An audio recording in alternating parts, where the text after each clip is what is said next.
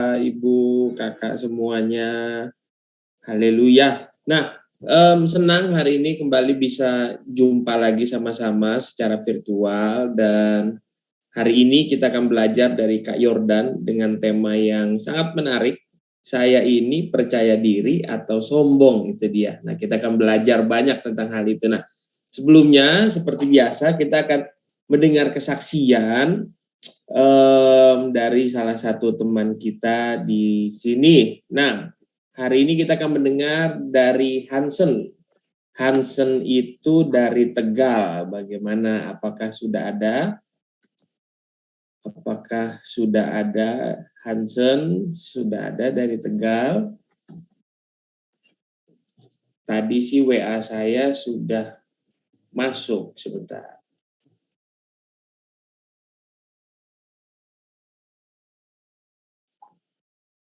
Oke.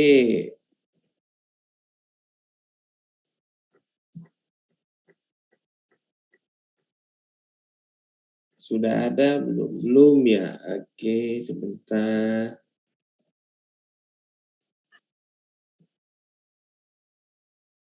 Nah, kalau Hansen belum masuk, nggak apa-apa, maka yang akan kesaksian masih dari H juga namanya Hadi. Iya. Hadi mana Hadi?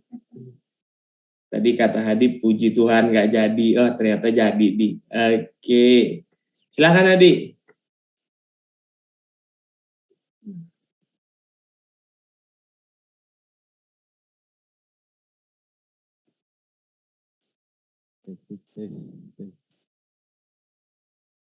Tes. Ya, pakai mic udah kayak pendeta ya. Oke. Parah banget. Ya. Kak Hansen di mana Kak Hansen? Tolongin, Kak. Kok tolongin sih? Ya. Jadi terima kasih sebelumnya. Apa yang ngomongnya bingung ya. Ya, sharing firman yang kemarin menarik banget, bahkan saya juga misalnya dapat banyak belajar gitu ya. Ternyata Tuhan itu kadang kan membebaskan bangsa Israel dari tanah Mesir, tapi ada bagian juga yang harus kita kerjakan, yaitu membebaskan pikiran kita, bahkan hati kita yang istilahnya kalau itu dibudakin gitu kan. Jadi kadang tuh kita tuh memang Tuhan udah ngasih kemerdekaan gitu sama kita gitu, cuman kita juga harus berjuang gitu buat diri kita tuh bisa merdeka juga gitu dari pikiran kita yang kadang ngeluh apa segala macam gitu ya. Mungkin ya di sini teman-teman semua ya punya keluhan atau punya rasa yang mungkin percaya tapi gimana disebutnya ya, percaya gitu sama Tuhan, tapi sering kali ada keraguan gitu, di dalam perjalanan kehidupan ini gitu kan. Namanya kita kadang dijanjikan sama Tuhan gitu ya, ke tanah berlimpah susu madu segala macam gitu kan, kedengarannya enak gitu, tapi ternyata ada perjalanan yang harus kita ambil gitu, yang harus kita tempuh, dan itu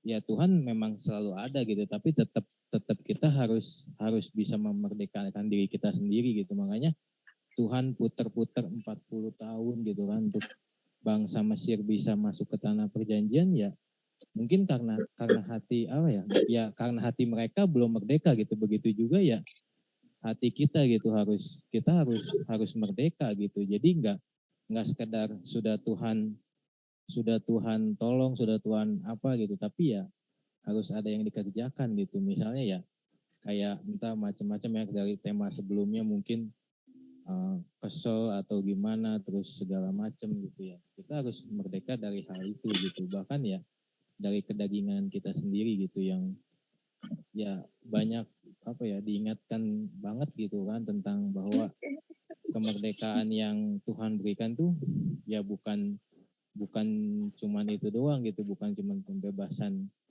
di tanah Mesir doang gitu, tapi ya kita harus merdeka gitu di jalan yang kita hadapin ini gitu, yang sekarang lagi susah apa gimana ya, kita harus terus percaya sama Tuhan gitu bahwa rancangannya ya luar biasa gitu buat hidup kita gitu sih, lihat. Siap. Terima kasih Hadi. Nah, Hansen juga sudah muncul. Oke, Hansen. Silakan bersaksi Hansen. Oke, hari ini kita ada 2 orang yang kesaksian, puji Tuhan. Silakan Hansen. Terima kasih Hadi. Saya sih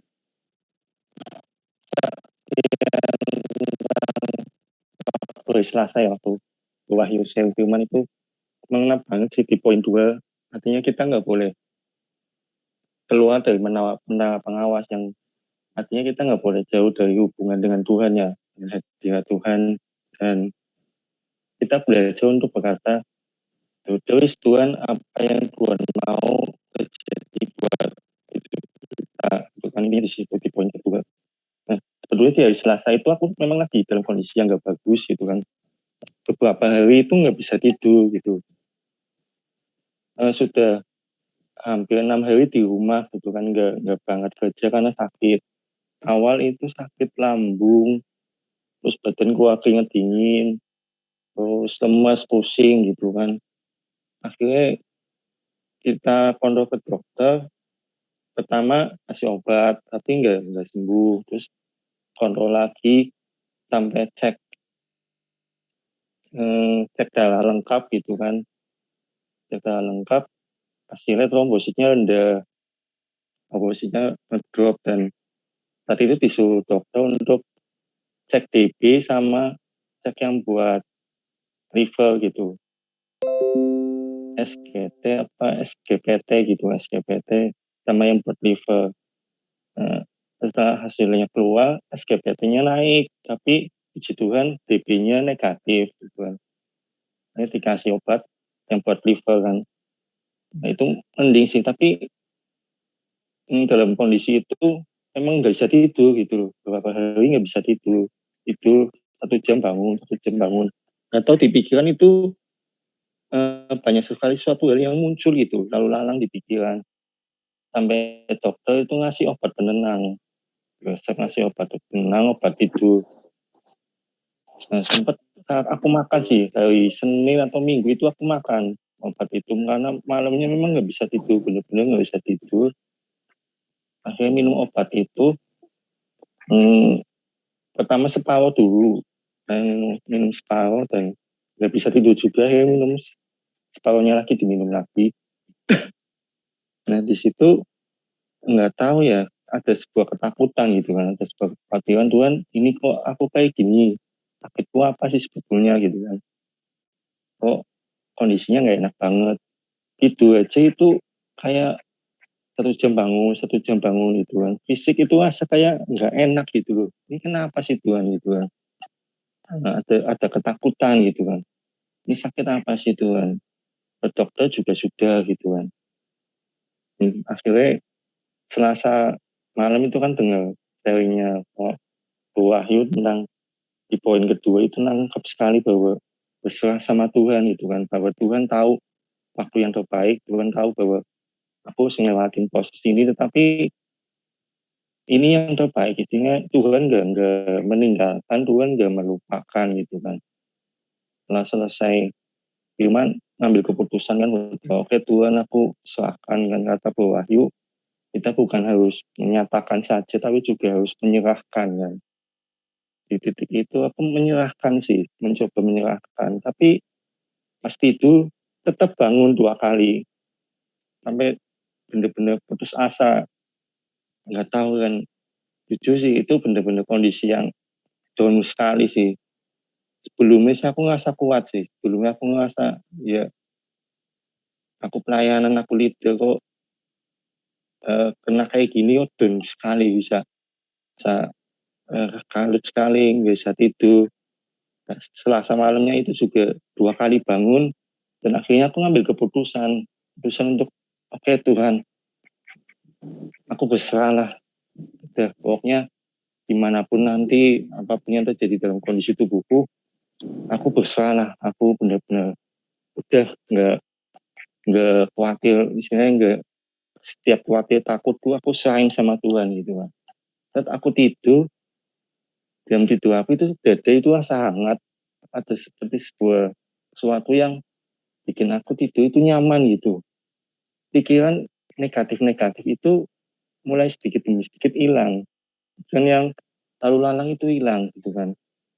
Dan aku seperti di alam bawah sadarku, dalam tidurku aku dengar sebuah suara gitu kan, suara yang aku jelas banget, suara itu bilang, aku nggak akan menjadikan apa yang kamu khawatirkan itu jadi nyata. Itu jelas sekali bahwa aku akan jaga sampai kiranya apa yang kamu khawatirkan nggak bakalan terjadi ada aku gitu. Aku akan pastikan itu. Dan ketika suara itu muncul, itu bikin semua lepas gitu kan. Dalam kondisi tidur itu semua lepas, pikiran-pikiran yang tadinya lalu lalang muncul, itu benar-benar hilang, benar-benar lepas sampai tidur.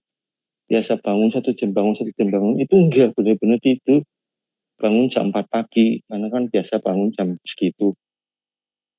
Besoknya dari Rabunya sampai sekarang puji Tuhan saya bisa tidur, nggak pakai obatnya masih ada, cuman minum sekali tok hari Senin gitu kan.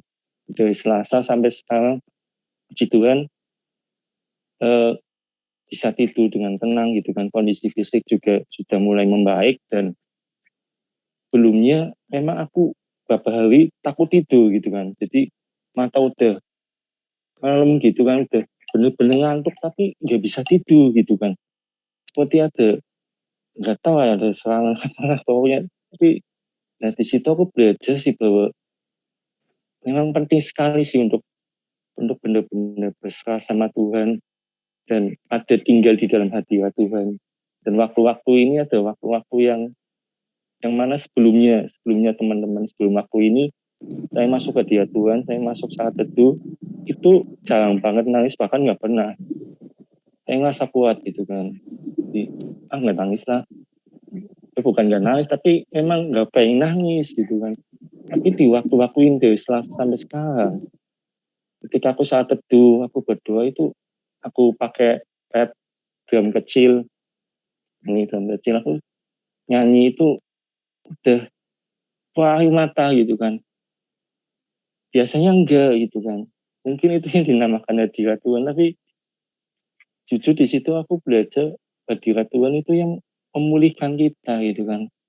Walaupun jujur sih sebelumnya aku nggak pernah nangis kalau doa, tapi waktu-waktu ini ketika aku doa, aku main tab, aku pujian, itu udah baru megang tab aja, ketukan-ketukan kayak gitu aja udah netesin air mata, udah hati udah bener-bener hancur gitu loh. Istilahnya gimana ya, aku ngerasa bener-bener butuh Tuhan gitu, bener-bener perlu Tuhan. Dan yang kedua, aku bener-bener ngasain ucapan syukur yang enggak berbatas lah, bahwa ini Tuhan bener-bener keren banget gitu loh. Sampai ibarat kata kayak mungkin aku gelas kristal ya, yang mungkin harus dijagain sedemikian rupa, kalau enggak nih dikit-dikit pecah nih. Itu bener-bener dijagain sampai bener-bener Tuhan berkata bahwa kamu nggak mungkin jatuh sampai tergeletak, firman-Nya kan ada di situ gitu. Jadi aku bener-bener jagain itu tuh, bener-bener jagain itu. Ini sih lagi ngalamin bener-bener yang namanya hadirat Tuhan sih ya. Yang dulu mungkin aku ngerasa kuat, aku ngerasa masuk hadirat Tuhan jarang nangis, gak pernah sih. Tapi waktu-waktu ini masuk hadirat Tuhan bisa nangis gitu kan. Bisa keluar air mata, bisa bener-bener ngerasain. Dan setelah itu, setelah berdoa, ada seperti kekuatan yang baru sih, yang beda dari sebelumnya. Itu aja sih bagian saya, semoga jadi berkat. Amin, haleluya. Terima kasih Hansen. Tadi Hadi berbagi tentang Tuhan sudah merdekakan kita, kemudian Hansen berbagi bahwa tidak perlu khawatir. Saya pernah teman-teman seketika satu kali nggak tenang, nggak bisa tidur, lalu coba mau beli obat penenang dan obat tidur. Ternyata makin nggak tenang saya, obatnya mahal ternyata.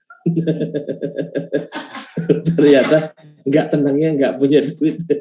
Mau beli obat tambah nggak tenang. Itu memang paling bagus masuk hadirat Tuhan itu.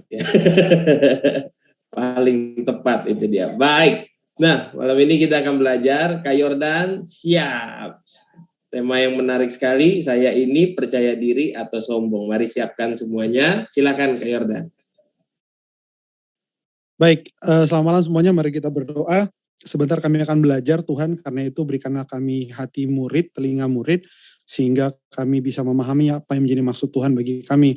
Dan berbahagialah mereka yang mendengarkan firman Tuhan serta yang melakukannya. Dalam nama Yesus kami berdoa. Amin.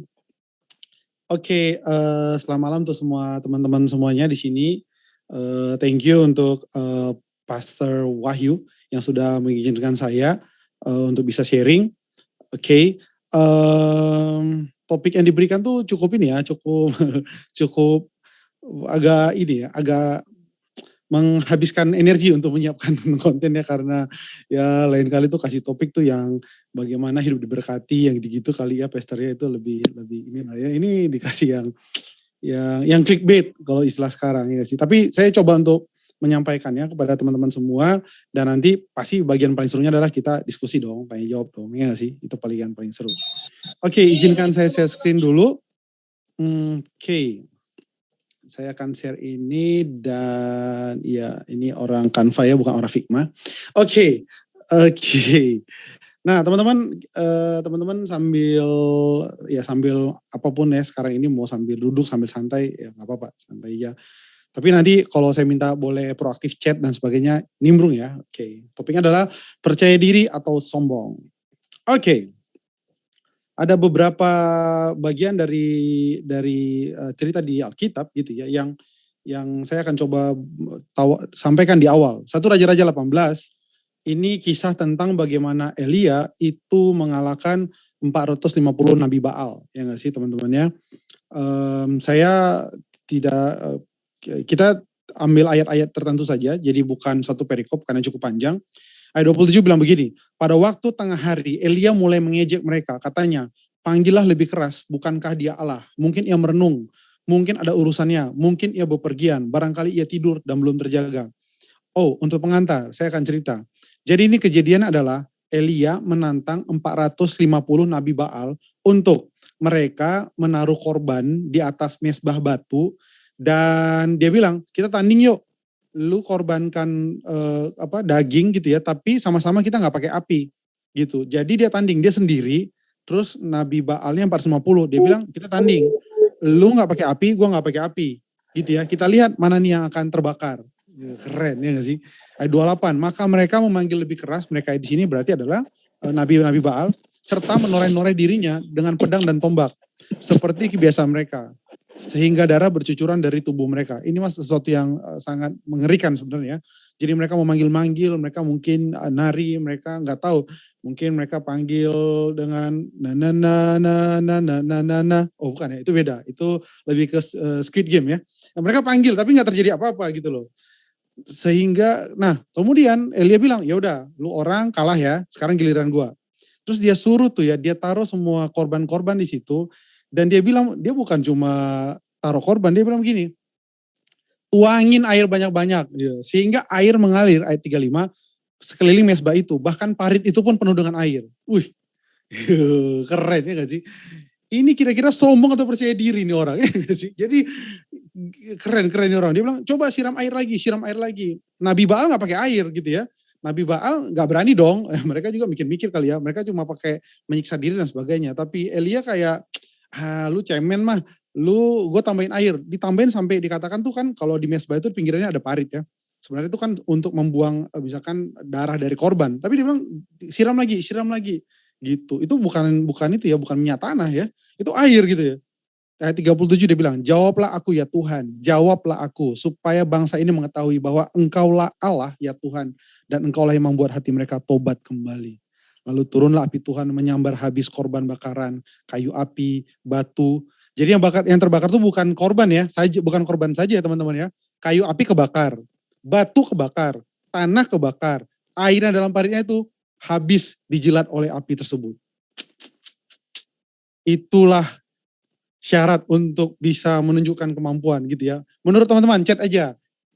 Apakah ini upah, ini sikap dari Elia ini menurut teman-teman apa sih? Yo silakan. Ya walaupun dia nabi gak apa-apa, kita boleh kok menilai dia. Yo silakan. Keren gak sih? Bayangin kalau ini ada sekarang adalah Pastor Wahyu ya, Dad Wahyu ya gak sih? Tanding gitu sama orang mana gitu, lu tanding deh gitu ya. Bayang gak sih? Coba ini kira-kira chat, yuk chat. Ini apa, sikap dia ini apa? Percaya diri, Erik mah gak seru lah Rik, janganlah langsung ke situ Rik. Ya apalah gitu Rik.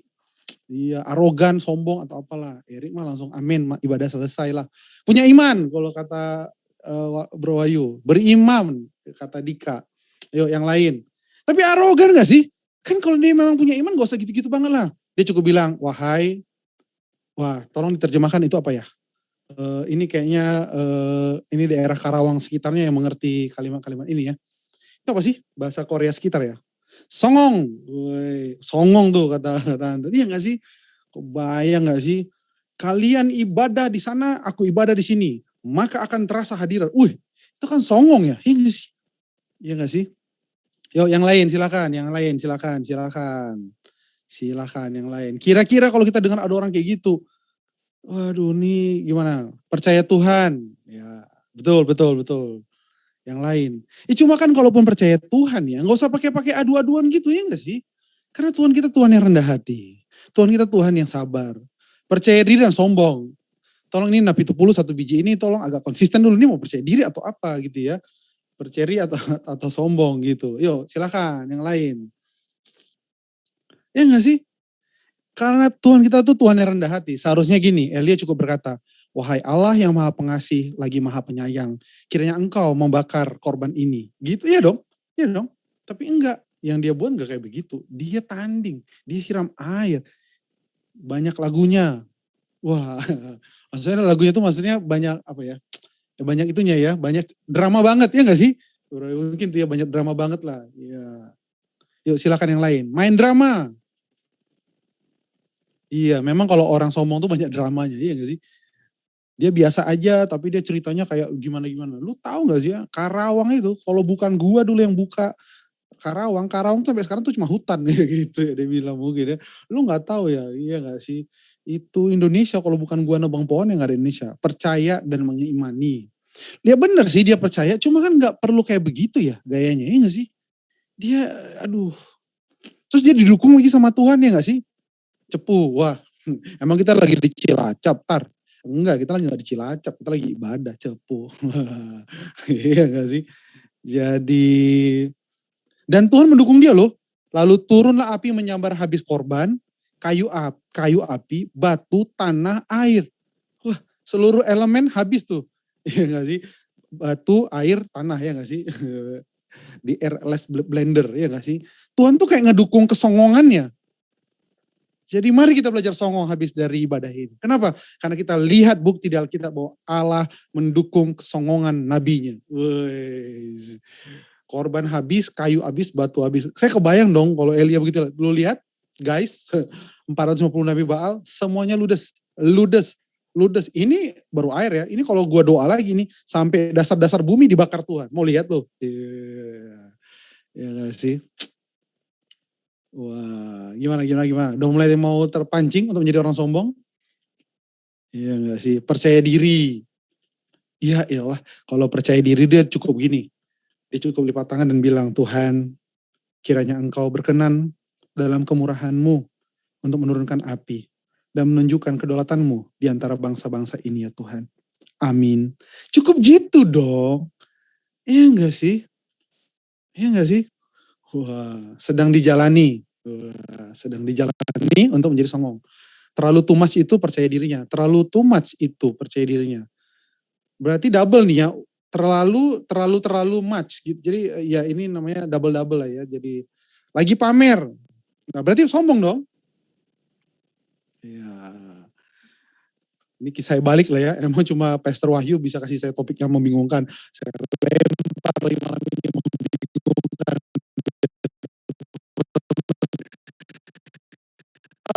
Oke, next lagi. Mana nih? Kisah Para Rasul 22. Ayat 25. Tetapi ketika Paulus ditelentangkan untuk disesah, maksudnya untuk dia dicambuk ya. Berkatalah ia kepada perwira yang bertugas, bolehkah kamu menyesah seorang warga negara Rom, apalagi tanpa diadili? Mendengar perkataan itu, perwira itu melaporkannya kepada kepala pasukan, katanya, apakah yang hendak engkau perbuat? Orang itu warga negara Rom. Maka datanglah kepala pasukan itu kepada Paulus dan berkata, katakanlah, benarkah engkau warga negara Rom? Jawab Paulus, benar. Lalu kata kepala pasukan itu, kewarganegaraan itu kubeli dengan harga yang mahal. Jawab Paulus, aku mempunyainya karena kelahiranku. Maka mereka yang harus menyisah dia segera mundur. Dan kepala pasukan itu juga takut setelah ia tahu bahwa Paulus yang ia suruh ikat itu adalah orang Rom. Teman-teman tentu ingat ya, Paulus ini orang yang terbiasa mengalami penyiksaan, ya nggak sih? Di salah satu bagian di Alkitab dikatakan dia bilang, aku dipukul 40 kurang 1 pukulan. Terkadang aku dalam keadaan kelaparan. Tidak jarang aku dicampakkan, aku dibuang. Aku mengalami terombang-ambing di laut selama berhari-hari. Jadi Paulus bukan orang yang menjauh dari penderitaan. Paulus bukan orang yang anti terhadap penderitaan karena salib. Justru dia orang yang bilang bahwa bagiku adalah hidup adalah Kristus, mati adalah keuntungan. Hidup yang hidupi sekarang adalah hidup karena penderitaan oleh Kristus dan sebagainya, ya nggak sih? Jadi kalau kita memahami konteks tersebut, kita tahu pribadi ini bukan pribadi yang sedang menjauhkan diri dari penderitaan ya. Nah kalau teman-teman baca kalimat-kalimat Paulus, menurut teman-teman dia ini sombong kah, percaya diri kah, atau apa? Bolehkah kau memukul orang warga Rom? Aku ini warga negara Roma, bukan karena beli, tapi karena kelahiranku. Coba silakan, chat. Yuk Hadi, silakan. Ini dia nih pede, sombong, arogan, bermain politik. Wah, kata Bang Ivan dia bermain politik ya. Dia bermain politik. Seharusnya tidak usah ya. Dia cukup bilang, Tuhan, aku meminta kekuatan daripadamu.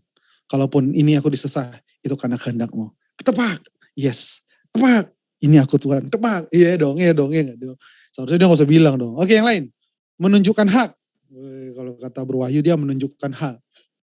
Yang lain, yuk silakan. Ayolah. Emang cuma saya aja yang pusing nyiapkan ini. Ayo dong kita bareng-bareng pusing. Ya enggak sih? Yuk Daniel. Kira-kira apa nih Dan? Seharusnya dia rendah hati aja dong. Tuhan ini adalah jalan-jalan. Sebagai rasul aku mau dalam penderitaan. Bukankah penderitaan bersama Kristus adalah kemuliaan? Upahnya sedap. Yuk silakan. Yang lain. Ada? Wah, udah mulai hati-hati ya, udah mulai menuntut. Wah, kata si Erik dia menuntut. Dia menuntut ya. Seharusnya gak boleh ya, dia harus rendah hati dong. Dia gak sih dia terima.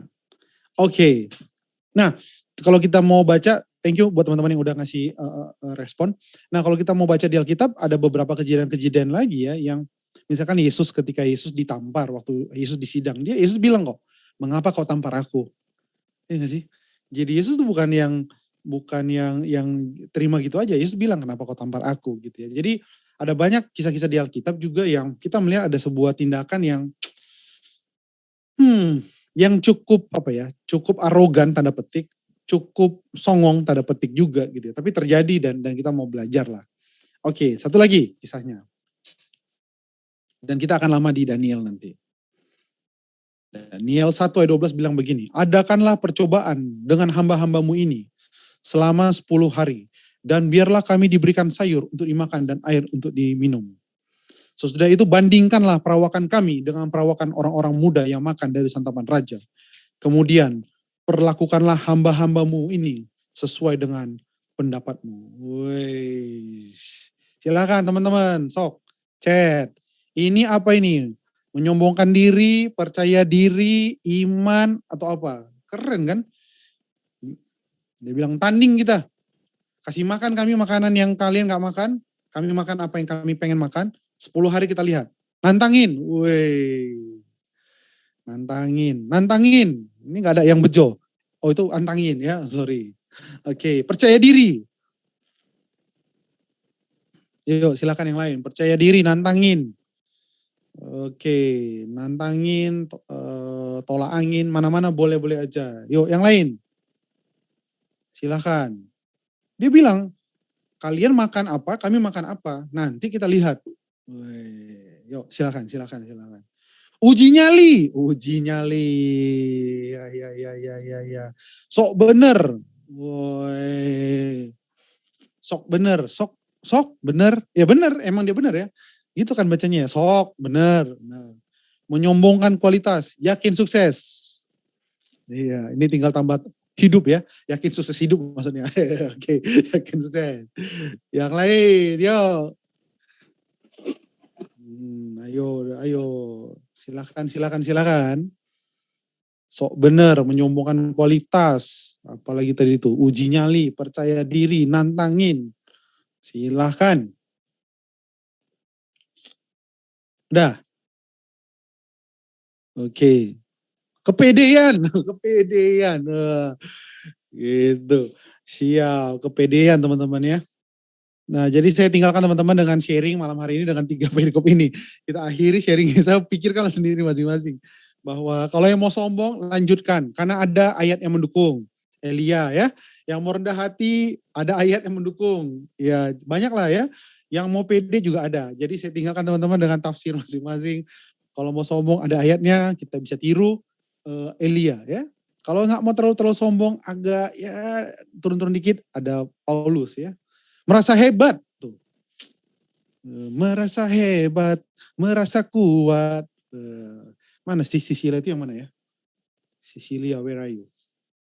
Sisilia bilang merasa hebat. Oke, satu lagi terakhir, silakan. Percaya diri dengan kesombongannya. Wah, percaya diri dengan kesombongannya. Iya, siap, mana-mana aja lah ya. Oke teman-teman, jadi teman-teman udah lihat bahwa gak mudah ya untuk kita bisa memahami plek percaya diri dan kesombongan gitu ya. Karena memang ayat-ayat yang dipilih juga nih memang ayat-ayat yang cukup ribet untuk kita bisa tentukan. Kalau tadi kita pakai ayat misalkan Raja Babel menentang Tuhan, itu gampang lah ya. Atau Firaun dia ngomong, itu gampang. Tapi ternyata ini adalah kisah-kisah yang dilakukan oleh tokoh-tokoh Alkitab yang mana itu adalah hamba-hamba Tuhan. Oke, sebelum ke sana, saya cari definisi sombong. Sombong berdasarkan KBBI, Kamus Besar Bahasa Indonesia, berkata bahwa sombong adalah menghargai diri secara berlebihan, congkak dan pongah gitu ya. Jadi adjektiva dia, A itu artinya adjektiva berarti dia kata sifat gitu ya.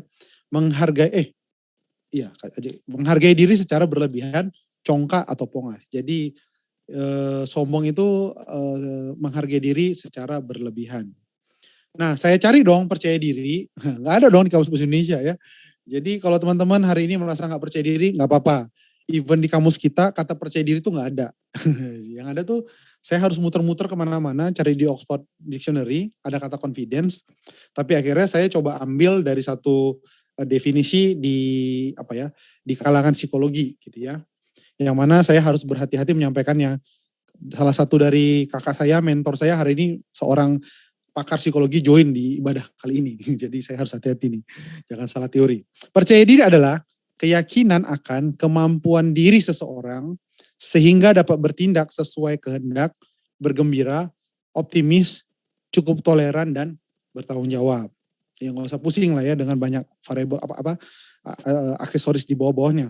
Tapi intinya yang bisa kita dapat adalah keyakinan akan kemampuan diri seseorang. Jadi dia yakin akan kemampuannya. Sedangkan sombong, dia menghargai dirinya secara berlebihan. Mungkin dia bisanya 3, tapi dia berpikir dia ada di level 8 misalkan gitu ya. Jadi dia menghargai dirinya secara berlebihan. Kalau kita lihat tadi siapa tuh? Elia, ya gak sih? Elia tuh kita rasa berlebihan ya gak sih? Tapi enggak loh. Ternyata Allah membela keyakinan dia gitu ya. Sehingga cara Allah menunjukkan juga cukup tanda petik ya, cukup berlebihan enggak sih? Seolah-olah Allah ingin meladeni keyakinan si Elia tadi, ya nggak sih? Bahkan bukan cuma korban, bahkan Allah membakar seluruhnya, batu dan sebagainya. Gitu ya. Ini pengantar saja teman-teman, bahwa percaya diri dan sombong itu sesuatu yang berbeda.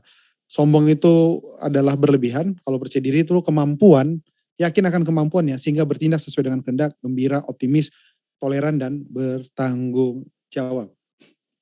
Nah, gambar ini akan menjadi dasar kita untuk mendiskusikan Daniel 1 nantinya, bahwa kepercayaan diri itu dipengaruhi dari 4 hal ya, dari apa yang saya baca. Pertama, budaya. Budaya pasti akan mempengaruhi kepercayaan diri kita. Kan kepercayaan diri gak muncul ujuk-ujuk gitu aja. Dia terbangun waktu kita dari kecil, ya gak sih? Budaya pasti pengaruhin. Iya, silakan. Ada yang raise hand? Sorry. Ada yang raise hand tadi? Ada yang mau bertanya? Bukan? Host, ada yang mau bertanya? Bukan ya? Oke. Nah, ada juga dari lingkungan keluarga itu pasti pengaruhin ya. Oh, sebelum ke sana budaya dulu. Ada budaya yang orang boleh ngomong bebas aja gitu ya, atau di barat gitu ya. Kalau kita di barat, kita boleh ngomong menyampaikan ide kita, argumen kita dengan mudah, dengan lugas ya. Tapi di beberapa budaya nggak boleh, nggak sopan gitu ya. Nggak boleh kamu menyampaikan ketidaksetujuan kamu. Kalaupun kamu menyampaikan harus dengan memperhatikan situasi dan sebagainya. Ada juga lingkungan, ya nggak sih? Lingkungan, keluarga kita, cara didikan orang tua kita mempengaruhi kepercayaan diri kita. Pendidikan, ya nggak sih? Pendidikan udah pasti itu pengaruh gitu ya dalam cara mungkin guru atau kalau kita di gereja pendeta gitu ya. Orang-orang yang mempengaruhi kita secara pendidikan, pemahaman dan sebagainya. Dan juga pengalaman. Keempat hal ini mempengaruhi kepercayaan diri seseorang gitu ya. Nah, itu secara eksternal di luar diri kita. Tapi kalau yang di internal, kepercayaan diri kita dipengaruhi oleh konsep diri, yaitu apa sih pandangan kita tentang diri kita. Kalau bahasa kita di pelayanan mungkin lebih tepatnya gambar diri ya, lebih dekat ke sana ya. Teman-teman pasti sini udah pernah belajar tentang gambar diri ya, dengan ayat kunci, apa tuh ayatnya? Yesaya 43, ya nggak sih? Sebab engkau berharga di mataku mulai dalam pandanganku, dan aku ini mengasihi engkau, akan memberikan masa-masa sebagai ganti nyawamu dan suku-suku bangsa sebagai ganti hidupmu. Itu gambar diri. Teman-teman kalau belum kelar di situ ya kembali mengalami meneguhkan diri lah bahwa kita ini diciptakan Tuhan berharga, nggak ada yang kurang gitu ya. Nggak penting dari mana kita berasal, tapi yang penting kemana kita akan pergi untuk menyelesaikan maksud Tuhan gitu ya. Kita bukanlah apa kata orang tentang kita adalah apa kata Tuhan tentang kita gitu ya. Itu gambar diri. Yang kedua adalah harga diri, udah pasti.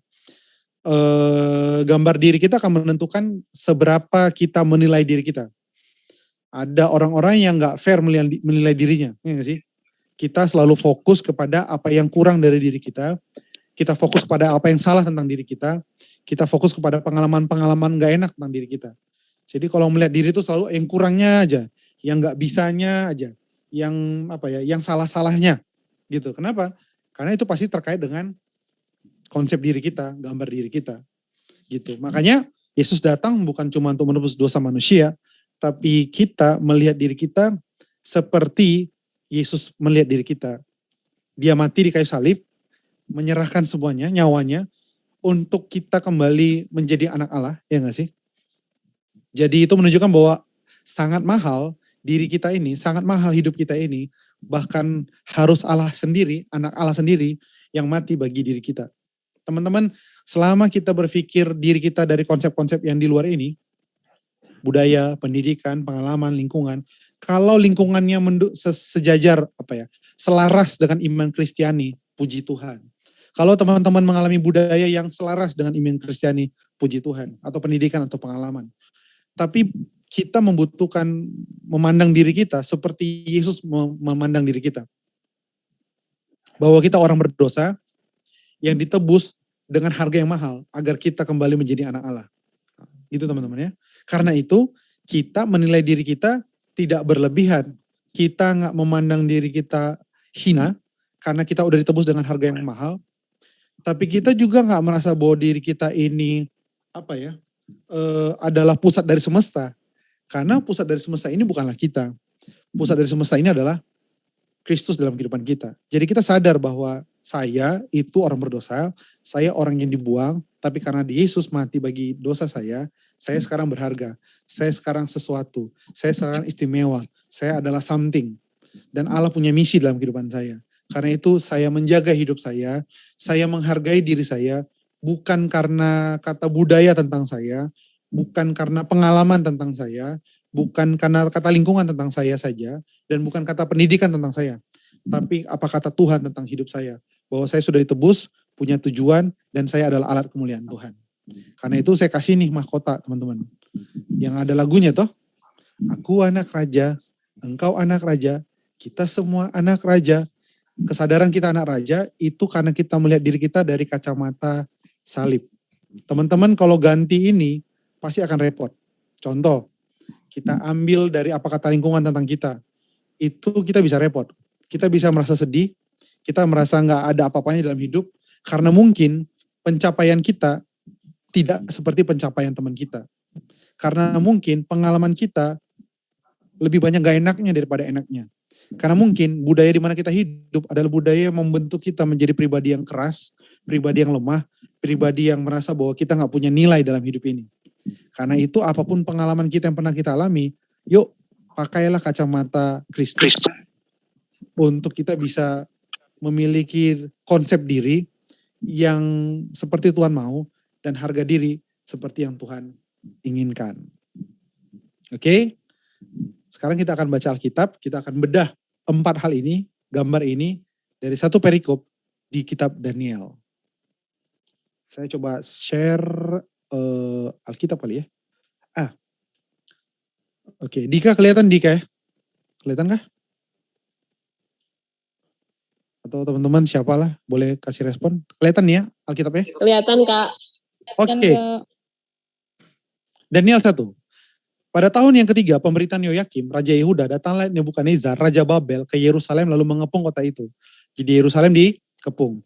Tuhan menyerahkan Yoyakim, Raja Yehuda, dan sebagian dari perkakas di rumah Allah ke dalam tangannya. Semuanya dibawa ke tanah Shinear, ke dalam rumah dewanya. Perkakas itu dibawanya ke dalam perbendaharaan dewanya. Lalu Raja bertitah kepada Aspenas, kepala istananya, untuk membawa beberapa orang Israel yang berasal dari keturunan raja dari kaum bangsawan. Yakni orang-orang muda yang tidak ada satu celah, yang berperawakan baik, yang memahami berbagai-bagai hikmat, berpengetahuan banyak, dan yang mempunyai pengertian tentang ilmu, yakni orang yang cakap untuk bekerja di istana raja, supaya mereka diajarkan tulisan dan bahasa orang Kasdim. Gitu ya.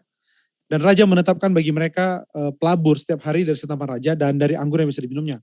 Mereka harus dididik selama 3 tahun dan sesudah itu mereka harus bekerja pada raja. Ayat 8, boleh satu orang baca dong? Ini ayat 8, satu orang silahkan teman-teman. Satu orang, ayat 8.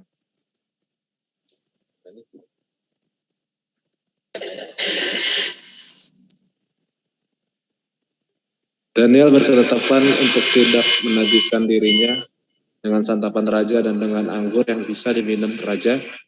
Dimintanyalah kepada pemimpin pegawai istana itu supaya ia tak usah menajiskan dirinya. Oke, thank you. Thank you guys. Jadi Daniel berketetapan untuk tidak menajiskan dirinya dengan santapan raja dan dengan anggur yang bisa diminum raja. Ini nih ya kalimat saktinya nih. Dimintanyalah kepada pemimpin pegawai istana itu supaya ia tak usah menajiskan dirinya.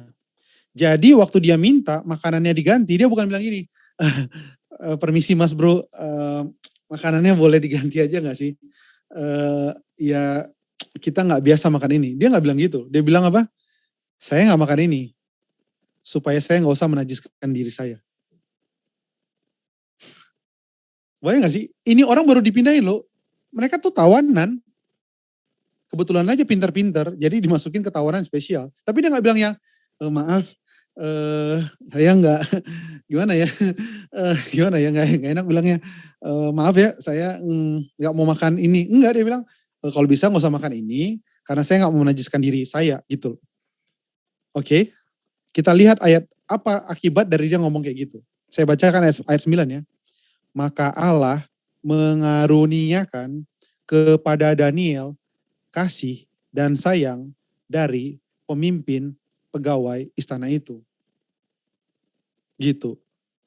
Ayat 10, tetapi berkatalah pemimpin pegawai istana itu pada Daniel, aku takut kalau Tuanku Raja yang telah menetapkan makanan minuman berpendapat bahwa kamu kelihatan kurang sehat daripada orang-orang muda yang lain yang sebaya dengan kamu. Sehingga karena kamu aku dianggap bersalah oleh Raja.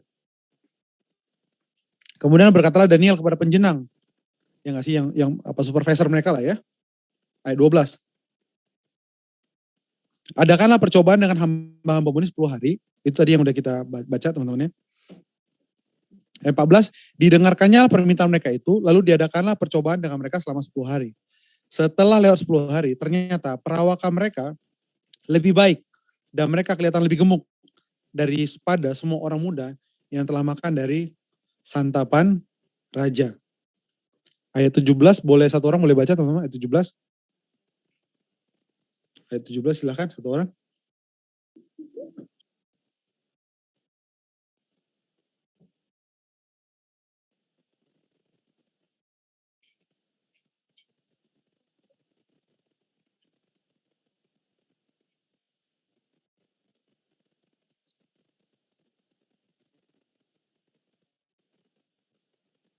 Thank you, Bro Ivan.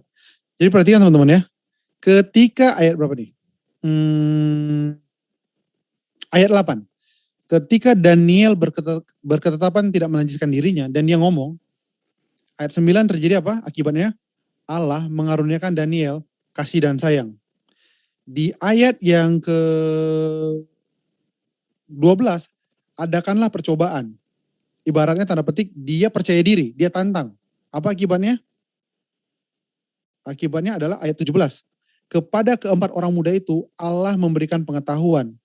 Jadi ketika dia yakin dengan apa yang menjadi keputusan dia, Allah di ayat 8 dia yakin, di ayat 9 dia dapat upah dari Tuhan. Di ayat 12 dia yakin, di ayat 17 mereka dapat upah dari Tuhan. Bahkan ayat 19 cerita jadi panjang, raja bercakap-cakap dan sebagainya. Jadi Daniel percaya kepada dia yakin dengan dirinya, dia yakin dengan keputusannya gitu ya. Dia yakin dengan apa yang dia pandang gitu ya, bahwa dia tidak mau menajiskan dirinya, dan akibatnya Allah mendukung. Allah mengaruniakan kepada Daniel kasih dan sayang dari pemimpin pegawai istana itu. Padahal di sini tuh bahaya banget, ya gak sih? Supaya ia tak usah menajiskan dirinya. Kebayang dong kalau dia ngomong, wah saya gak mau makan. Ini orang baru diambil ya dari buangan, dari negaranya ya, diambil terus dia bilang, saya gak mau makan kayak gitu, saya gak mau menajiskan diri saya. Kalau mungkin di kita berpikir, ayat berikutnya berkata, lalu penanggung jawab istana menarik dia dan memarahin dia, ya gak sih? Dikatakan ayat 9 enggak. Ayat 9 dikatakan, maka Allah mengaruniakan kepada Daniel kasih dan sayang dari pemimpin pegawai istana itu. Ayat 12, dia tantang mereka untuk 10 hari tes gitu ya, untuk membedakan makanan. Ayat 17, Tuhan bilang, kepada keempat orang muda itu Allah memberikan pengetahuan dan kepandaian tentang berbagai tulisan dan hikmat. Jadi pelajaran pertamanya apa teman-teman? Pelajaran pertamanya adalah milikilah yang tadi itu, konsep diri, nilai diri yang sejajar dengan salib Kristus. Bahwa kita low bukan gini-gini, kita merendahkan diri bukan karena kita direndahkan manusia, kita merendahkan diri karena salib. Kita pede karena salib. Kebayang ya teman-teman ya.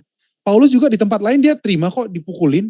Kenapa gak disitu dia ngomong lagi, aku warga Rom? Enggak, karena dia tahu momen, kalaupun aku relakan, ini karena salib. Kalaupun aku membanggakan, itu karena salib. Jadi bukan karena perlakuan orang gitu teman-teman. Saya balik sini kali ya. Jadi kita bukan karena ini. Saya menjadi rendah diri bukan karena ini. Saya menjadi pede bukan karena ini. Dari sini titik saya. Ini waktunya kita harus percaya diri dengan iman yang Tuhan tahu dalam kehidupan kita, supaya kita bisa jangkau dunia. Amin teman-teman. Ya gak sih? Daniel bilang, aku gak mau makan, aku gak mau najiskan diri. Itu dia ngomong kepada, ibaratnya kalau sekarang tuh, kepada staf kementerian gitu ya. Padahal dia di sini adalah sebagai orang yang asing. Secara budaya berbeda, betul? Mereka bukan di budaya mereka di budaya Babel. Secara lingkungan udah berubah. Mereka bukan di lingkungan mereka di lingkungan yang baru. Secara pengalaman, ada pengalaman yang baru. Bahwa mereka harus dididik ulang, mereka di reprogramming lagi berdasarkan budaya Babel. Nanti kalau udah kelar 3 tahun, mereka dipekerjakan Dengan harapan apa? Cara berpikir mereka berbeda. Cara berpikir mereka dari yang dulunya Israel berubah menjadi cara berpikir Babel. Mereka punya ilmu yang tujuannya dulu untuk Allah, Yahweh, diubah menjadi untuk ilah-ilah dan dewa-dewanya Babel. Itu tujuan 3 tahun mereka dididik, supaya mereka berubah. Tapi karena dia punya konsep diri dan nilai dirinya yang berbeda, ini nggak bisa pengaruhin mereka punya hidup. Bahkan kalau teman-teman baca, teman-teman tahu dong, bahwa akhirnya apa? Mereka lah yang menentukan dan mempengaruhi bangsa itu bahkan. Ada kisah lain, dia masuk ke gua singa, dia nggak digigit singa. Teman-temannya dibakar dilebur ke dalam api, nggak akan dilebur. Jadi pelajaran pertama, teman-teman, percaya diri kita tergantung dari konsep kita dan nilai diri kita di dalam salib Kristus. Hanya karena itu. Jadi boleh nggak kita bilang bahwa aku siap mengubah dunia? Boleh aja, selama pijakan kita ngomong kayak gitu salib. Tapi kalau pijakan kita adalah karena gue pengen dilihat oke nih. Karena itu gue akan ngomong, saya akan mengubah dunia. Jadi susahnya menyampaikan topik ini adalah, topik ini gak dipakai untuk nilai orang. Itu disclaimer dari saya. Oke? Nggak bisa dipakai untuk orang, ini dipakai untuk diri sendiri. Karena orang kayak Elia itu terkesan arogan, but God prove his faith. Teman-teman bisa bilang, saya 1 hari kelak Kak, atau Dad Wahyu 1 hari kelak, I want to be the leader for this nation. Saya siap jadi pemimpin bangsa ini. Kalau dasar ngomongnya adalah salib, amin, God bless you. Tapi kalau dasar ngomongnya adalah, wah semua orang udah jadi, yang sana udah jago, ini jago. Apa ya, kalau pijakannya adalah karena situasi yang gak nyaman, rasa minder, belum selesai dengan diri sendiri. Kalau bahasa dari timur tuh omong saja gitu ya. Jadi cuma omong-omong saja, walaupun nuansanya rohani gitu. Tetap itu adalah sebuah kesombongan. Tapi kalau bersama Kristus, Paulus bilang gini, dalam Kristus aku cakap menanggung segala sesuatu. Ih, gokil. Ini orang, ya gak sih? Padahal lu aja dipukulin. Seharusnya kalau lu memang cakap ya, lu tuh gak dipukulin dong. Lu tuh fasih dong. Lu tuh, enggak. Dia ngalamin penindasan, dia ngalamin dipukul. Cuma dia pede aja dalam Kristus. Jadi, yang buat kita bisa percaya diri adalah karena kita percaya Tuhan di dalam diri kita.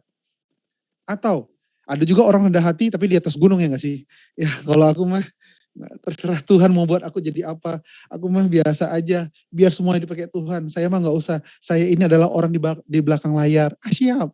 Emang kita green screen. Kita gak, dunia gak butuh green screen. Dunia ini butuh yang real dan konkret. Kita butuh generasi-generasi. Kita butuh cool. Kita butuh breath of ministry yang bisa ngasih breath. Yang bisa kasih nafas bagi anak muda sekarang. Ya gak sih? Dan gak mungkin dong. Itu adalah anak muda yang Tuhan iya sok atuh kalau memang Tuhan jamah. Tapi kalau Tuhan gak jamah ya gak bisa. Kita harus datang dengan aku percaya Tuhan, kampus ini akan jadi datang milik Tuhan. Aku percaya Tuhan, teman-temanku akan datang kepadamu. Waktu kita nginjili orang gak bisa ini adalah berita Injil. Ya gimana, percaya atau gak sih? Tapi kalau gak percaya gak apa juga. Ya gak bisa. Aku percayakan Kristus, karena itu kau harus beritakan berita keselamatan ini. Mau percaya gak percaya itu urusan Tuhan. Tapi tugasku, aku percaya akan hal ini. Lah, kita aja pernah kok, ya gak sih, promoin produk yang kita pikir bagus. Setuju gak sih? Ya gak sih, kita pernah pakai mungkin merek apa begitu, terus bilang, pakai ini aja, ini bagus gitu loh. Kenapa? Karena kita percaya.